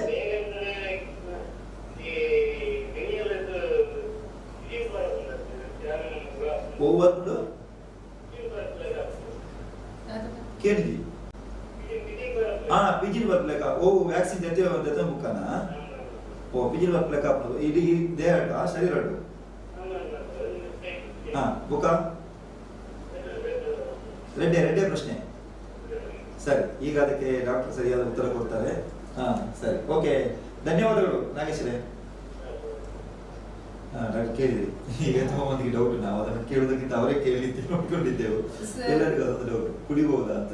ಆಕ್ಚುಲಿ ನಾನು ಏನೆಲ್ಲ ಮಾಹಿತಿ ಕೊಡ್ತಾ ಇದ್ದೀನಿ, ಏನೆಲ್ಲ ಗೈಡ್ ಲೈನ್ಸ್ ಬಂದಿದೆ ministry of health affairs of India, WHO, UNICEF, CDC, centre for disease and control, ಅವರು ಕೊಟ್ಟ ಗೈಡ್ ಲೈನ್ಸ್ ಅನ್ನೇ ನಾನು ಕೊಡ್ತಾ ಇದ್ದೇನೆ. ಈಗ ವ್ಯಾಕ್ಸಿನೇಷನ್ ತಗೊಳ್ಳೋ ದಿವಸ ಎಸ್ಪೆಷಲಿ ನೀವು ಕುಡಿಲಿಕ್ಕಿಲ್ಲ, ನೀವು ಸಿಗರೇಟ್ ಸ್ಮೋಕಿಂಗ್ ಸಹ ಮಾಡ್ಲಿಕ್ಕಿಲ್ಲ ಯಾವ ದಿವಸ ವ್ಯಾಕ್ಸಿನೇಷನ್ ತಗೊಳ್ತೀವಿ. ಮತ್ತೆ ನಮ್ಮ KCT ಮೆಡಿಕಲ್ ಆಸ್ಪತ್ರೆ ಡಯಟಿಷಿಯನ್ ಪ್ರಕಾರ ಕೂಡ ಫಸ್ಟ್ ಡೋಸ್ ಮತ್ತೆ ಸೆಕೆಂಡ್ ಡೋಸಿನ ನಡುವಲ್ಲಿ ನೀವು ಕುಡಿಯೋದು ಒಳ್ಳೇದಲ್ಲ. ಇಲ್ಲದ್ರೆ ಸಿಗರೇಟ್ ಸ್ಮೋಕಿಂಗ್ ಸಹ ಆದಷ್ಟು ಮಾಡೋದು ಒಳ್ಳೇದಲ್ಲ. ಇದರಿಂದ ವ್ಯಾಕ್ಸಿನಿನ ಎಫೆಕ್ಟ್ ಸ್ವಲ್ಪ ಕಡಿಮೆ ಆಗ್ಬೋದು ಅಂತ ಹೇಳ್ತಾ ಇದ್ದಾರೆ. ಸೊ ಇದು ಮಾಹಿತಿ ನಮಗೆ ಹೇಗೆ ಬಂದಿದೆ ಅದೇ ರೀತಿ ನಾವು ನಿಮಗೆ ಕೊಡ್ತಾ ಇದ್ದೇವೆ. ಇದನ್ನ ಅಡ್ವಾಂಟೇಜ್ ಆಗಿ ತಗೊಳ್ಳಿ. ಹೆಚ್ಚಿನ ಹೆಂಗಸರವರು ನಿಷೇಧ ಮಾಡಿ ಮನೆಯಲ್ಲಿ ಕುಡಿಯೋದನ್ನೇ ನಿಲ್ಲಿಸಬಹುದು. ಸೊ ಈ ಗಂಡಸರು ಕುಡಿಯೋದಾಗಿ ಮಾಡ್ಬೋದು. ಈ ವ್ಯಾಕ್ಸಿನೇಷನ್ ಒಂದು ನೆಪ ಅಂತ ತಗೊಂಡು ಸಹ ಯೂಟಿಲೈಸ್ ಮಾಡ್ಕೊಳ್ಬೋದು ಅಂತ ನಾನು ತಗೊಳ್ಬಾರ್ದು ಅಂತ ನಿಮ್ಮ ಸ್ವಲ್ಪ ದಿನಕ್ಕೆ ಅದನ್ನ, ಎಸ್ಪೆಷಲಿ ವ್ಯಾಕ್ಸಿನೇಷನ್ ತಗೊಂಡ ದಿವಸ ಅಂತೂ ಬೇಡ. ತಗೊಳ್ಳೇಬಾರ್ದು. ಓಕೆ, ಅರ್ಥ ಆಗಿದೆ ಅಂತೇಳಿ ಭಾವಿಸ್ತೇನೆ ನಮ್ಮ ನಾಗೇಶ್ ಅವರಿಗೆ. ವಿಶೇಷವಾಗಿ ಡಾಕ್ಟರ್ ನಾವು ಈಗ ಮಾತಾಡ್ತಾ ಇದ್ದೇವೆ ಏನಪ್ಪಾ ಅಂದ್ರೆ ಕ್ವಾರಂಟೈನ್ ಆಗಿದ್ದವರಿಗೆ ಅವರಿಗೆ ನಾವು ಯಾವ ರೀತಿ ಧೈರ್ಯ ತುಂಬುವಂತ ಕೆಲಸವನ್ನು ಮಾಡಬೇಕು. ಮೊದಲನೇದಾಗಿ ಯಾವುದಾದ್ರೂ ಒಂದು ಮನೆಯಲ್ಲಿ ಕೋವಿಡ್ ಪಾಸಿಟಿವ್ ಆದ್ರೆ ನೀವು ಅವರನ್ನು ಒಂದು ಬೇರೆ ತರ ನೋಡೋದು ಅದು ಮಾಡೋದು ತಪ್ಪು.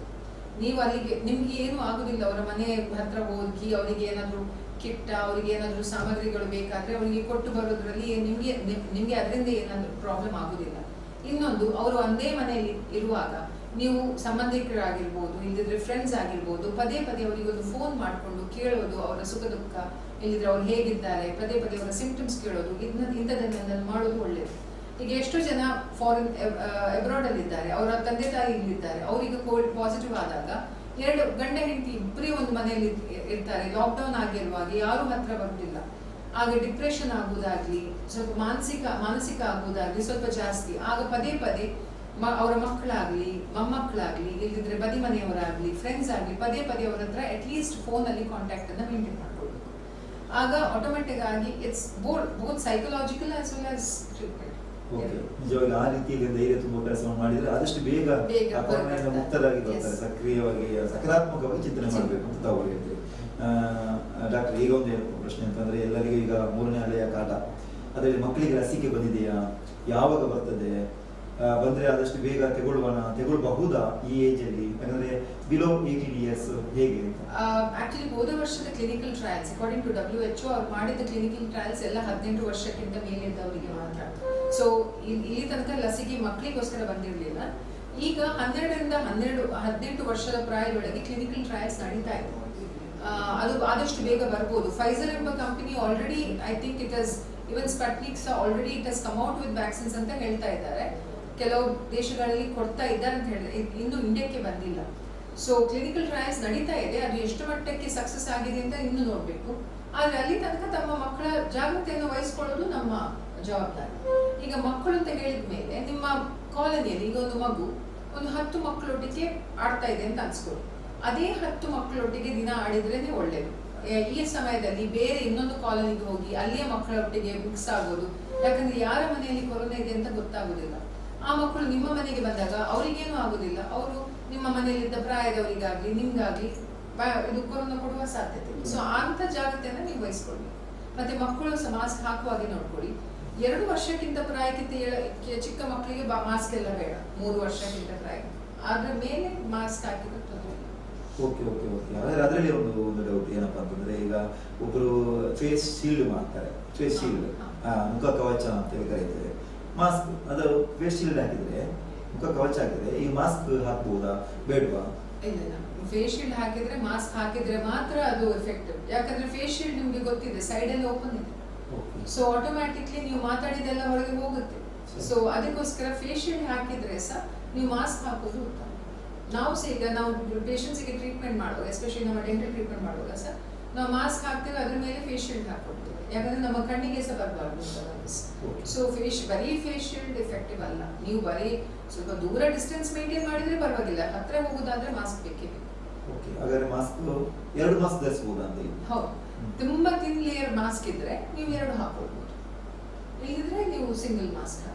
ಓಕೆ, ಯಾವ ಮಾಸ್ಕ್ ಒಳ್ಳೇದು? ಎಷ್ಟು ತುಂಬಾ ಈಗ ನೀವು ನೋಡ್ತೀರಿ ಎಲ್ಲರೂ ನೋಡಿದ್ರು N95 ಅಂತ ಹೇಳ್ತಾ ಇದ್ದಾರೆ. N95 ಸರ್ಜಿಕಲ್ ಮಾಸ್ಕ್, ಅದನ್ನ ಡಾಕ್ಟರ್ಗೆ ಬಿಡಿ. ಯಾವ ಜಾಗದಲ್ಲಿ ಸಿಕ್ಕಾಪಟ್ಟೆ ಕ್ರೌಡ್ ಇದೆ ಅಲ್ಲಿ ನೀವು N95 ಹಾಕಿದ್ರೆ ಪರವಾಗಿಲ್ಲ. ಇಲ್ಲಿದ್ರೆ ನಾರ್ಮಲ್ ಬಟ್ಟೆಯ ಮಾಸ್ಕ್ ಸಿಕ್ಕುತ್ತೆ. 3 ಲೇಯರ್ ಇದ್ದ ಬಟ್ಟೆಯ ಮಾಸ್ಕ್ ಸಿಕ್ಕುತ್ತೆ. ಒಂದು ಅದನ್ನ ಕ್ಲೀನ್ನೆಸ್ ಮೇಂಟೈನ್ ಮಾಡ್ಕೊಳ್ಬಹುದು. ದಿನ ವಾಶ್ ಮಾಡಿ ಅದನ್ನ ಡ್ರೈ ಮಾಡ್ಕೊಂಡು ಆಮೇಲೆ ಹಾಕೊಳ್ಬಹುದು. ಇನ್ನೊಂದು ಥಿನ್ ಲೇಯರ್ ಡಿಸ್ಪೋಸಬಲ್ ಮಾಸ್ಕ್ ಅಂತ ಇದೆ. Excuse me. ಡಿಸ್ಪೋಸಬಲ್ ಮಾಸ್ಕಿನ ತೊಂದರೆ ಏನಂದ್ರೆ, ಕೆಲವರು ಸಿಕ್ಕಾಪಟ್ಟೆ ದಿವಸ ಅದನ್ನೇ ಒಂದೇ ಮಾಸ್ಕ್ ಎಳಿತಾನೆ ಇರ್ತಾರೆ. ಅದು ಇಲ್ಲಿ ಇರ್ತಾರೆ, ಅಲ್ಲಿ ಇರ್ತಾರೆ, ಪುನಃ ಅದೇ ಮಾಸ್ಕ್ ಹಾಕ್ತಾರೆ. ಮಾಸ್ಕ್ ಇಂದ ಅದು ಕೊಳೆಯಾದ ಮಾಸ್ಕ್ ಇಂದ ಎಷ್ಟೋ ಕಾಂಪ್ಲಿಕೇಶನ್ಸ್ ಆಗ್ಬಹುದು. ಸೊ ಅದಕ್ಕೋಸ್ಕರ ಬಟ್ಟೆಯ ಮಾಸ್ಕ್ ದಿನಕ್ಕೆ ಒಂದು 2-3 ಆದ್ರೂ ನಿಮ್ಮ ಪಾಕೆಟ್ ಅಲ್ಲಿ, ನಿಮ್ಮ ಪರ್ಸ್ ಅಲ್ಲಿ ಇಟ್ಕೊಳ್ಳಿ. ಒಂದು ಮಾಸ್ಕ್ ಒದ್ದೆ ಆದ ಕೂಡಲೇ ನೀವು ಚೇಂಜ್ ಮಾಡ್ಕೊಳ್ಬೇಕು. ಒದ್ದೆ ಆದ ಕೂಡಲೇ ಅದರ ಫಿಲ್ಟ್ರೇಷನ್ ಕೆಪಾಸಿಟಿ ಕಡಿಮೆ ಆಗುತ್ತೆ ಮಾಸ್ಕ್.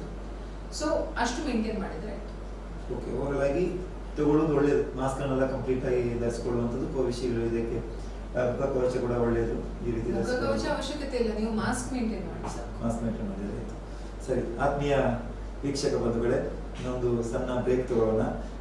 ಬ್ರೇಕ್ ನಂತರ ಮುಂದೆ ಕೂಡ ಈ ಮಾತುಕತೆಯಲ್ಲಿ ನಾವು ಇದ್ದೇವೆ. ಕೊರೋನಾ ಈ ಒಂದು ಲಸಿಕೆಯ ಬಗ್ಗೆ ಮತ್ತೆ ನಿಮಗೆ ಕೊರೋನಾದ ಬಗ್ಗೆ ಯಾವುದೇ ಅಲೆಗಳ ಬಗ್ಗೆ ಯಾವುದಾದ್ರೂ ಏನಾದರೂ ಸಂದೇಹ ಈ ಕೊರೋನಾಗೆ ಸಂಬಂಧಪಟ್ಟಾಗ ಯಾವುದಿದ್ರೂ ಕೂಡ ತಮ್ಮ ಸಂದೇಹಗಳನ್ನ ಅಭಿಪ್ರಾಯಗಳನ್ನ ಒಟ್ಟಿಗೆ ಹಂಚಿಕೊಳ್ಬಹುದು ಅಂತೇಳಿ ತಮ್ಮ ವಿನಂತಿ ಮಾಡಿಕೊಳ್ತಾ ಇದ್ದೇನೆ. ನೀವು ಫೋನ್ ಮಾಡಬೇಕು 0824-298-7650 ನಂಬರ್ಗೆ ಫೋನ್ ಕರೆ ಮಾಡಬೇಕು ಅಂತ ತಮ್ಮ ವಿನಂತಿ ಮಾಡಿಕೊಳ್ತಾ ಸಣ್ಣ ವಿರಾಮ ತೆಗೆದುಕೊಳ್ತಾ ಇದ್ದೇನೆ.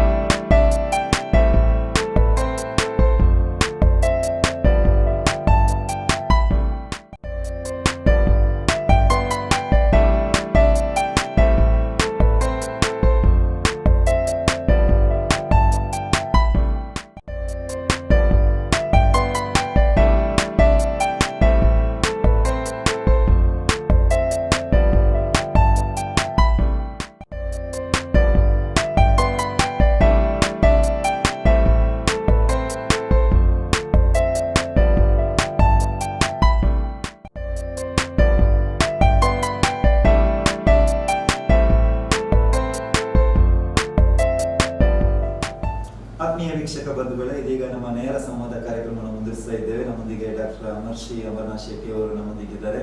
ಹಲವಾರು ಪ್ರಶ್ನೆಗಳಿಗೆ ಕೂಡ ಬಹಳ ಉತ್ತರವಾದ ಸಮರ್ಥವಾದಂಥ ಉತ್ತರವನ್ನು ಕೂಡ ನೀಡಿದ್ದಾರೆ. ಸಣ್ಣದೊಂದು ಕಾಲಿದೆ. ಹಲೋ ಹಲೋ ಹಲೋ ಹಾ, ಮಾತಾಡಿ. ಯಾರು, ತಮ್ಮ ಹೆಸರು? ಡಾಕ್ಟರ್ ಜಯಸೂರ್ಯ. ಹಾ ಸರ್, ನಮಸ್ತೆ ಸರ್,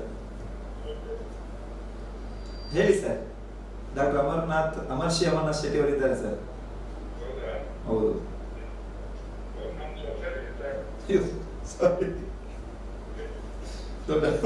ದೊಡ್ಡ ನಮಸ್ತೆ ಸರ್. ಹೇಳಿ ಸರ್, ಏನೋ ಪ್ರಶ್ನೆ ಕೇಳಲಿಕ್ಕಿದ್ರೆ ಹೇಳಿ ಸರ್. ನಿಮ್ಮ ಆಶೀರ್ವಾದ ಬೇಕು ಅವರಿಗೆ. ಖಂಡಿತ. ತಮ್ಮ ಸೊಸೆ ಬಹಳ ಒಳ್ಳೆ ರೀತಿಯಲ್ಲಿ ಈ ಕೊರೋನಾ ವ್ಯಾಕ್ಸಿನೇಷನ್ ಬಗ್ಗೆ ಬಹಳ ಒಳ್ಳೆ ರೀತಿಯಲ್ಲಿ ಮಾಹಿತಿ ಮಾರ್ಗದರ್ಶನ ನೀಡ್ತಾ ಇದ್ದಾರೆ ಸರ್ ನಮ್ಮ ಜನಗಳಿಗೆ. ಹೌದು, ಖಂಡಿತ ಸರ್, ಖಂಡಿತ. ತುಂಬಾ ಟೀಚರ್ಸ್ ನವರಿಗೆ ಕೂಡ ವಾಯ್ಸ್ ಕೇಳ್ತಾ ಇಲ್ಲ ಸರ್, ಸ್ವಲ್ಪ ಗಟ್ಟಿ ಮಾತಾಡಿ ಸರ್, ಧ್ವನಿ ಸ್ವಲ್ಪ. ಹಾ ಖಂಡಿತ. ತುಂಬಾ ಟೀಚರ್ಸ್ ನವರು ಸುಮಾರು 2300 ಚಿಲ್ಲರೆ ಟೀಚರ್ಸ್ ನವರಿಗೆ ಈಗಾಗಲೇ ಬಹಳ ಟ್ರೈನಿಂಗ್ ಇದರ ಬಗ್ಗೆ ತರಬೇತಿಯನ್ನು ಕೊಟ್ಟಿದ್ದಾರೆ ಅವರು. ಹೌದು. ಹಾಗೆ ನಮ್ಮ ಒಂದು ಇವತ್ತು ಕರೆಗೆ ಹೋಗೊಟ್ಟು ಇವತ್ತು ನಮ್ಮ ಉಳ್ಳಾಲ ಪರಿಸರದ ಎಲ್ಲ ಜನಗಳಿಗೆ ಈ ಒಂದು ಲಸಿಕೆ ಬಗ್ಗೆ, ಕೋವಿಡ್ ಲಸಿಕೆ ಬಗ್ಗೆ ತುಂಬಾ ಸಂದೇಹಗಳಿದೆ. ಅದರ ಬಗ್ಗೆ ಒಳ್ಳೆಯ ಒಂದು ಅನಿಸಿಕೆಗಳನ್ನ, ಅಭಿಪ್ರಾಯಗಳನ್ನ ಹೇಳ್ತಾ ಇದ್ದಾರೆ ಸರ್. ಧನ್ಯವಾದಗಳು ಸರ್ ತಮ್ಮ ಕರೆಗೆ. ಓ, ಅವರ ತಾಯಿಯನ್ನ ಏನ ಹೇಳ್ತೀರಾ? ಓಕೆ, ಸರಿ, ಧನ್ಯವಾದಗಳು ಸರ್ ತಮಗೆ ಕರೆ ಮಾಡಿದ್ದೇವೆ. ಓಕೆ ಡಾಕ್ಟರ್, ಈಗಾಗಲೇ ನಾವು ಮಾತಾಡ್ತಾ ಇದ್ದೇವೆ ಎಲ್ಲ. ಈಗ ಏನಂದ್ರೆ 1ನೇ ಅಲೆ 2ನೇ ಅಲೆ ಹೇಗೆ ಬಂತು ಅಂತ ಕೇಳುವಾಗ ನಾವು ನಮ್ಮ ಎಕ್ಸ್ಪೆಕ್ಟೇಷನ್ ಬೇರೆ ಬೇರೆ ಇತ್ತು. ಬಟ್ ತಿಳಿದು ಏನಪ್ಪ ಅಂತಂದ್ರೆ, ನಾವು ಜನಗಳು ಮುಕ್ತವಾಗಿ ಕೊರೋನಾ ಹೋಗಿದೆ ನಮ್ಮನ್ನು ಬಿಟ್ಟು, ನಾವು ಮುಕ್ತವಾಗಿ ಹಾರಾಡ್ಬೋದು, ಒಳ್ಳೊಳ್ಳೆ ಫಂಕ್ಷನ್ ಅನ್ನ ಮಾಡ್ಬೋದು, ಎಷ್ಟೋ ಕಾರ್ಯಕ್ರಮಗಳನ್ನ ಹಮ್ಮಿಕೊಳ್ಬಹುದು, ಏನ್ ಬೇಕಾದ್ರೆ ಮಾಡ್ಬೋದು ಅಂತ ದೊಡ್ಡ ದೊಡ್ಡ ಕಾರ್ಯಕ್ರಮಗಳನ್ನ ಅಲ್ಲಿ ಯಾವ ಜನಸಂದಣಿಯಲ್ಲಿ ಕೂಡ ಮಾಡಿಕೊಂಡು ಬಂದು, ಹಾಗೆ 2ನೇ ಅಲೆ ಆಯಿತು. ಇದು ಕೂಡ 3ನೇ ಅಲೆ ಕೂಡ ನನ್ನ ಇದು ಹಾಗೇನೆ. ಈಗ ಯಾಕಂದ್ರೆ ಲಾಕ್ಡೌನ್ ಸಡಿಲ ಬರ್ತಾ ಇದೆ, ಅಲ್ಲಲ್ಲಿ ಈಗ ಎಲ್ಲ ತೆರವುಗೊಳಿಸ್ತಾ ಇದ್ದಾರೆ. ಈ ನೆಲೆಯಲ್ಲಿ ಜನಗಳು ಹೇಗಿರ್ಬೇಕು ಅಂತ ನೀವು ಬಯಸ್ತೀರಿ ಸರ್? ಮೊದಲನೇದಾಗಿ ಈ ಲಾಕ್ಡೌನ್ ಲಿಫ್ಟ್ ಆದ ಕೂಡಲೇ ನೀವು ಹೇಗೆ ಕಂಟಿನ್ಯೂ ಮಾಡ್ತಾ ಇದ್ದೀರಿ ಅದೇ ತರ ಕಂಟಿನ್ಯೂ ಮಾಡಬೇಕು. ಈ ಪಬ್ಲಿಕ್ ಫಂಕ್ಷನ್ಸ್ ಎಲ್ಲ ದಯವಿಟ್ಟು ಮಾಡ್ಲಿಕ್ಕೆ ಹೋಗ್ಬೇಡಿ. ನಿಮ್ದು ಯಾವ್ದಾದ್ರು ಮನೆಯ ಫಂಕ್ಷನ್ಸ್ ಇದ್ರೆ ನಿಮ್ಮ ಪರಿವಾರಕ್ಕೆ ಮಾತ್ರ ಸೀಮಿತ ಇಟ್ಕೊಳ್ಳಿ. 10 ಜನ ಆದ್ರೂ ಪರವಾಗಿಲ್ಲ, ಹಾಗೆ ಮೇಂಟೈನ್ ಮಾಡ್ಕೊಂಡು ಹೋಗಿ. ಮತ್ತೆ ಈ ಪಬ್ಲಿಕ್ ಫಂಕ್ಷನ್ ಮಾಡಿದ ಕೂಡಲೇ ಈಗ ಸ್ಪ್ರೆಡ್ ತುಂಬಾ ಬೇಗನೆ ಆಗ್ತಾ ಇದೆ. ಸೊ ಅದನ್ನೊಂದು ದಯವಿಟ್ಟು ಮಾಡ್ಲಿಕ್ಕೆ ಹೋಗ್ಬೇಡಿ. ದೇವಸ್ಥಾನದಲ್ಲಿ, ಇಲ್ಲದಿದ್ರೆ ಮಸೀದಿಗಳಲ್ಲಿ, ಇಲ್ಲದಿದ್ರೆ ಚರ್ಚ್ಗಳಲ್ಲಿ ಸಹ ನೀವು ರಿಲಿಜನ್ ಧಾರ್ಮಿಕವಾಗಿ ಭಾವುಕರಾಗಿ ಸಹ ಯಾವುದು ಫಂಕ್ಷನ್ಸ್ ಅನ್ನ ದಯವಿಟ್ಟು ನೀವು ಮಾಡಬಾರ್ದು ಈ ಟೈಮಲ್ಲಿ. ಇದರಿಂದ ಫಸ್ಟಿಗೆ ಕೊರೋನಾ ಕಂಟ್ರೋಲಿಗೆ ಬರಲಿ, ಅದಾದ ಮೇಲೆ ನಿಮ್ಗೆ ಏನ್ ಬೇಕಾದ್ರೂ ಮಾಡ್ಕೊಳ್ಬಹುದು. ಕಂಟ್ರೋಲಿಗೆ ಬರುವ ತನಕ ನಿಮ್ಮ ಪಬ್ಲಿಕ್ ಗ್ಯಾದರಿಂಗ್ಸ್ ಅನ್ನ ಸ್ವಲ್ಪ ಸಮಯ ಕಡಿಮೆ ಮಾಡ್ಕೊಳ್ಳಿ ಅಂತ ನಾವು ಹೇಳ್ತೇವೆ. ಓಕೆ, ಖಂಡಿತ. ಅದು ಹಾಗೆ ಮಾಡಿದ್ರೆ ಮಾತ್ರ ನಾವು ಇದನ್ನ ಜಾಗೃತಿ ಮೂಡಿಸುವ. ಯಾಕಂದ್ರೆ ಈಗ ಉಳ್ಳಾಲ ಭಾಗದಲ್ಲಿ ಕೊನಾಜೆ ಕೂಡ ಇವತ್ತು ಸೀಲ್ ಡೌನ್ ಆಗಿದೆ, ಜನಗಳು ಕೂಡ ಹೊರಗೆ ಬರ್ಲಿಕ್ಕಿಲ್ಲ. ಅವರಲ್ಲಿ ಒಂದು ಅನಿಸಿಕೆ ಏನಂತಂದ್ರೆ, ಇದರಲ್ಲಿ ಕೂಡ ಸೀಲ್ ಡೌನ್ ಆದ ಕೂಡಲೇ ಜನಗಳಿಗೆ ಏನಪ್ಪಾ ಅಂದ್ರೆ ಸೀಲ್ ಡೌನ್ ಆಯ್ತು, ಏನೋ ಹೊರಗೆ ಹೋಗ್ಲಿಕ್ಕಿಲ್ಲ, ಹಾಗಿತ್ತು ಒಂದು ಭಯದ ವಾತಾವರಣ ಒಂದು ಕಡೆ.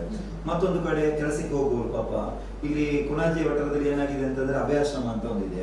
ಅಲ್ಲಿ ಸುಮಾರು ಒಂದು 30 ಮಂದಿಗೆ ಅಲ್ಲಿ ವೃದ್ಧರುಗಳಿದ್ದಾರೆ, ಅವರಿಗೆ ಇವತ್ತು ಕೊರೋನಾ ಎನ್ನುವಂಥದ್ದು ಎಫೆಕ್ಟ್ ಆಗಿದೆ.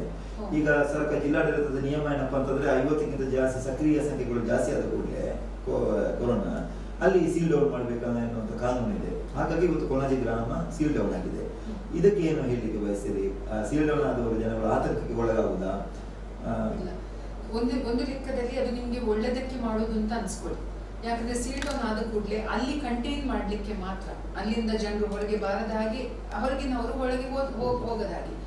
ಈಗ ನೀವು ಸೀಲ್ ಡೌನ್ ಆದ್ರೂ ಕೂಡ ನಾನು ಆಲ್ರೆಡಿ ಹೇಳಿದ್ದೇನೆ, ಸೋಷಿಯಲ್ ರೆಸ್ಪಾನ್ಸಿಬಿಲಿಟಿ ತುಂಬಾ ಅವಶ್ಯಕತೆ. ಈ ಬಾರಿ ನೀವು ಏನ್ ನೆನ್ಸ್ಕೊಳ್ಬೇಕಂದ್ರೆ, ಇದು ನನಗೋಸ್ಕರ ಅಲ್ಲ, ಇನ್ನೊಬ್ರಿಗೋಸ್ಕರ ಅಂತ ನೆನ್ಸ್ಕೊಳ್ಬೇಕು. ಯಾಕಂದ್ರೆ ನನ್ನ ಜಾಗ್ರತೆ ನಾನು ಬಯಸ್ಕೊಳ್ಬಹುದು, ಆದ್ರೆ ಇನ್ನೊಬ್ರಿಗೆ ನಾನು ನಿಮ್ಗೆ ಕೊಟ್ರೆ ನಿಮ್ಗೆ ಸಹ ಪರಿವಾರ ಇದೆ. ಸೊ ಆ ದೃಷ್ಟಿಯಲ್ಲಿ ನೋಡ್ಕೊಂಡ್ರೆ ಒಳ್ಳೇದು ಜನರು. ಸೊ ಈ ಲಾಕ್ಡೌನ್ ಅನ್ನ ಸ್ವಲ್ಪ ಪಾಸಿಟಿವ್ ಆಗಿ ತಗೊಳ್ಳಿ. ನಿಮ್ಮ ಈ ಟೈಮಲ್ಲಿ ನಿಮ್ಮ ಪರಿವಾರದೊಟ್ಟಿಗಿದ್ದೀರಿ ಸ್ವಲ್ಪ ಸಮಯ, ಅದನ್ನ ಯುಟಿಲೈಸ್ ಮಾಡ್ಕೊಳ್ಳಿ. ಅದಾದ ಮೇಲೆ ಒಮ್ಮೆ ಇದು ಕಂಟ್ರೋಲ್ ಬಂದ ಕೂಡಲೇ ಆಟೋಮ್ಯಾಟಿಕ್ಲಿ ನೀವು ಮುಂಚಿನ ಹಾಗೆ ಮಾಡ್ಕೊಳ್ಬಹುದು. ಆದ್ರೆ ದಯವಿಟ್ಟು ಹೊರಗೆ ಬಂದ ಮೇಲೆ ಸೇಮ್ ಸೋಷಿಯಲ್ ಡಿಸ್ಟೆನ್ಸಿಂಗ್, ಮಾಸ್ಕ್ ಮತ್ತೆ ವ್ಯಾಕ್ಸಿನೇಟ್ ದಯವಿಟ್ಟು ಮಾಡ್ಕೊಳ್ಳಿ ಆದಷ್ಟು ಬೇಗ. ನಾನು ಆಲ್ರೆಡಿ ಹೇಳಿದ್ದೇನೆ, ಮರಣ ಎಷ್ಟು ಬೇಗ ಕಡಿಮೆ ಆಗುತ್ತೆ ಆಟೋಮ್ಯಾಟಿಕ್ಲಿ ರೋಗ ಕಂಟ್ರೋಲಿಗೆ ಬಂದಾಗೆ. ಈಗ US ಅಲ್ಲಿ UK ಅಲ್ಲಿ ಆಲ್ರೆಡಿ ಜನರು ತಿರುಗ್ತಾ ಇದ್ದಾರೆ, ಯಾಕೆಂದ್ರೆ ಮರಣದ ರೇಟ್ ಕಡಿಮೆ ಆಗಿದೆ, ಅಲ್ಲಿ ಮರಣ ಈಗ ಅಷ್ಟು ಆಗ್ತಾ ಇಲ್ಲ. ಸೊ ಅವ್ರು ಕಂಟ್ರೋಲಿಗೆ ತಂದಿದ್ದಾರೆ, ಪಾಸಿಟಿವ್ ಆಗ್ತಾ ಇಲ್ಲ ಅಂತ ಅಂದ್ರು, ಮರಣ ಕಡಿಮೆ ಆಗಿದೆ, ಅದು ಮೋಸ್ಟ್ ಇಂಪಾರ್ಟೆಂಟ್. ಅದು ಈಗ ಮರಣ ಕಡಿಮೆ ಆಗದಿದ್ರೆ it is still a dangerous disease. Okay, ಹಾಗಾಗಿ ಇಲ್ಲಿ ಕೊರೋನಾ ಭಯಮುಕ್ತ ವಾತಾವರಣ ಹೇಳಿರ್ತೇವೆ ನಾವು ಅಲ್ವಾ? ಹಾಗಾಗಿ ಸರಿ, ಏನೇ ಆಗಲಿ ಡಾಕ್ಟರ್, ನೀವು ತುಂಬ ವಿಷಯಗಳನ್ನ ಇಲ್ಲಿ ಪ್ರಸ್ತಾಪ ಮಾಡಿದ್ರಿ. ವಿಶೇಷವಾಗಿ ತಾವುಗಳು Nitte special child care centre ಅಂತ ಹೇಳಿದೆ, ಅದರಲ್ಲಿ ನೀವು ಕಾರ್ಯದರ್ಶಿಗಳಾಗಿ ಕೂಡ ಕೆಲಸ ಸೇವೆಯನ್ನು ಸಲ್ಲಿಸ್ತಾ ಇದ್ರಿ. ಏನು ಅದು, ಅದರ ಏನೆಲ್ಲ ಕೆಲಸ ಮಾಡಿದ್ರಿ? Nitte special child care centre ಇದು ಆಕ್ಚುಲಿ ವಿಶೇಷ ಮಕ್ಕಳಿಗೋಸ್ಕರ ನಾವು ಮಾಡಿದ ಸೆಂಟರ್. ಇದು 5 ವರ್ಷ ಆಯಿತು. ನಾವು department of paediatric and preventive dentistry, ಇದು ಎ ಬಿ ಶೆಟ್ಟಿಯ ಒಂದು ಅಂಗ. ಆಕ್ಚುಲಿ ನಮ್ಮ ಡಿಪಾರ್ಟ್ಮೆಂಟ್ ಇಂದ ಇದು ಇನಿಷಿಯೇಟ್ ಆದದ್ದು. 5 ವರ್ಷಕ್ಕಿಂತ ಹಿಂದೆ ನಾವು ಮೊದಲು ಬರೀ ಕ್ಯಾಂಪ್ಸ್ ಮಾಡ್ತಾ ಇದ್ವಿ ಈ ವಿಶೇಷ ಮಕ್ಕಳಿಗೋಸ್ಕರ. ಮೆಡಿಕಲ್ ಆ್ಯಂಡ್ ಡೆಂಟಲ್ ಕ್ಯಾಂಪ್ಸ್ ಎರಡೂ ಆಗ್ತಾ ಇತ್ತು. ಆಗ ಹೆಚ್ಚಿನ ತಂದೆ ತಾಯಿಯೊಂದರು ನಮ್ಮ ಹತ್ರ ಬಂದು ಕೊಟ್ಟ ಅಭಿಪ್ರಾಯ ಏನಂದ್ರೆ, ನೀವು ಕ್ಯಾಂಪ್ ಮಾಡಿ ಹೋಗ್ತೀರಿ, ಆಮೇಲೆ ಏನು ಕಂಟಿನ್ಯೂ ಆಗುದಿಲ್ಲ ಅಂತ. ಸೊ ಅದಕ್ಕೋಸ್ಕರ ಆ ಮಕ್ಕಳನ್ನ ಈಗ actually the interesting part is ಮಂಗಳೂರಲ್ಲಿ, ಇಡೀ ಮಂಗಳೂರಲ್ಲಿ ಇರೋದು ಬರೀ 1200 ಒಳಗೆ ಮಾತ್ರ ವಿಶೇಷ ಮಕ್ಕಳು. ಇನ್ನೂ ಸಹ ಇದ್ದಾರೆ, ಐಡೆಂಟಿಫೈ ಆಗದ ಮಕ್ಕಳು ಮನೆಯಲ್ಲೇ ಇದ್ದಾರೆ. ಈ ಮಕ್ಕಳು ಮಂಗಳೂರು ನಾರ್ತ್ ಮತ್ತೆ ಮ್ಯಾಂಗ್ಳೂರ್ ಸೌತ್ ಅಲ್ಲಿ ಇದ್ದಾರೆ. ಈಗ Nitte special child care centre ಸಮಗ್ರ ಶಿಕ್ಷಣ ಇಲಾಖೆ, ಸಮಗ್ರ ಶಿಕ್ಷಣ ವಿಭಾಗ ಅಂತ ಇದೆ, ಗವರ್ಮೆಂಟ್ ಆಫ್ ಕರ್ನಾಟಕ, ಅವರೊಟ್ಟಿಗೆ ಒಟ್ಟುಗೂಡಿ ಈ ಮಕ್ಕಳನ್ನ ಐಡೆಂಟಿಫೈ ಮಾಡಿಕೊಂಡು, ಅವರೊಬ್ರು CRP ಇದ್ದಾರೆ, BIERT ಅಂತ ಡಿಪಾರ್ಟ್ಮೆಂಟ್ ಇದೆ, ಆ ಟೀಚರ್ಸ್, ನಮ್ದೊಬ್ರು CRP ಇದ್ದಾರೆ ಸಿಂಧ್ಯಾ ಅಂತ, ಮತ್ತೆ ಶಾಂತಿ ಅಂತ ಕೋಆರ್ಡಿನೇಟರ್ ಇದ್ದಾರೆ, ಅವರೊಟ್ಟಿಗೆ ಕೋಆರ್ಡಿನೇಟ್ ಮಾಡಿಕೊಂಡು ಈ ಮಕ್ಕಳನ್ನ ನಾವು ಐಡೆಂಟಿಫೈ ಮಾಡಿ ಶಾಲೆಯಿಂದ ವಾರಕ್ಕೆ 10 ಮಕ್ಕಳನ್ನ ನಮ್ದೇ ವ್ಯಾನ್ ಮತ್ತೆ ನಮ್ದೇ ವೆಹಿಕಲ್ ಅಲ್ಲಿ ನಾವು ಬೇರೆ ಬೇರೆ ಪಾಯಿಂಟ್ಸ್ ಹೋಗಿ ಆ ಮಕ್ಕಳನ್ನ ಐಡೆಂಟಿಫೈ ಮಾಡಿ ನಮ್ಮ ಸಂಸ್ಥೆಗೆ ಕರ್ಕೊಂಡು ಬರ್ತೇವೆ. ಸಂಸ್ಥೆಗೆ ಕರ್ಕೊಂಡು ಬಂದ ಮೇಲೆ ನಮ್ಮ ಎಲ್ಲಾ ಡಾಕ್ಟರ್ಸ್, ಅದು ಪೀಡಿಯಾಟ್ರಿಕ್ಸ್ ಆಗಲಿ, ನಮ್ಮ ಡೆಂಟಲ್ ಆಗಲಿ, ನಮ್ಮ ಆರ್ಥೋಪೆಡಿಕ್ ಆಗಲಿ, ENT, ಆಪ್ಟಮಾಲಜಿ, ಪ್ರತಿಯೊಂದು ಡಿಪಾರ್ಟ್ಮೆಂಟಿನ ಡಾಕ್ಟರ್ಸ್ ಈ ಮಕ್ಕಳನ್ನು ನೋಡಿ ಅವ್ರಿಗೆ ಏನೆಲ್ಲ ಪ್ರಾಬ್ಲಮ್ಸ್ ಇದೆ ಅದಕ್ಕೆ ತಕ್ಕ ಚಿಕಿತ್ಸೆಗಳನ್ನ ಡಿಸೈಡ್ ಮಾಡ್ಕೊಳ್ತಾರೆ. ನಮ್ಮ ಸಂಸ್ಥೆಯಲ್ಲಿ ಫಿಸಿಯೋಥೆರಪಿ ಮತ್ತೆ ಸ್ಪೀಚ್ ಇಂಡಿಯರಿಂಗ್ ಅದೆಲ್ಲ ಕಂಪ್ಲೀಟ್ ಫ್ರೀ ಆಗಿ ಇವರಿಗೆ ಕೊಡ್ತೇವೆ. ಮತ್ತೆ ಈ lab certain lab investigations concession rate ಅಲ್ಲಿ ಕೊಡ್ತಾ ಇದ್ದೇವೆ. ಕೆಲವು ಸರ್ಜರೀಸ್ಗೋಸ್ಕರ ಅರ್ಧ ಸರ್ವಶಿಕ್ಷಾ ಅಭಿಯಾನ ಅವರಿಂದ ಸ್ವಲ್ಪ ಹಣ ಬರುತ್ತೆ, ಕೆಲವು ನಾವು ಹಾಕ್ತೇವೆ, ಕೆಲವು ಪೇಷಂಟ್ ಪಾರ್ಟಿ ಹಾಕ್ತಾರೆ. ಸೊ ಈ ತರ ಈ ಮಕ್ಕಳ ಟ್ರೀಟ್ಮೆಂಟ್ ಅನ್ನ ನಾವು ಒಂದು 5 ವರ್ಷದಿಂದ ನಡೆಸ್ತಾ ಇದ್ದೇವೆ. ಆಕ್ಚುಲಿ ಇದರ ಉದ್ದೇಶದಿಂದಲೇ ಈ ಎನ್ಸ್ಪೆಕ್ಟ್ ಕೋವಿಡ್ ಸೇಫ್ ಪ್ರಾಜೆಕ್ಟ್ ಅಂತ ನಾವು ಶುರು ಮಾಡ್ಕೊಂಡಿದ್ದು.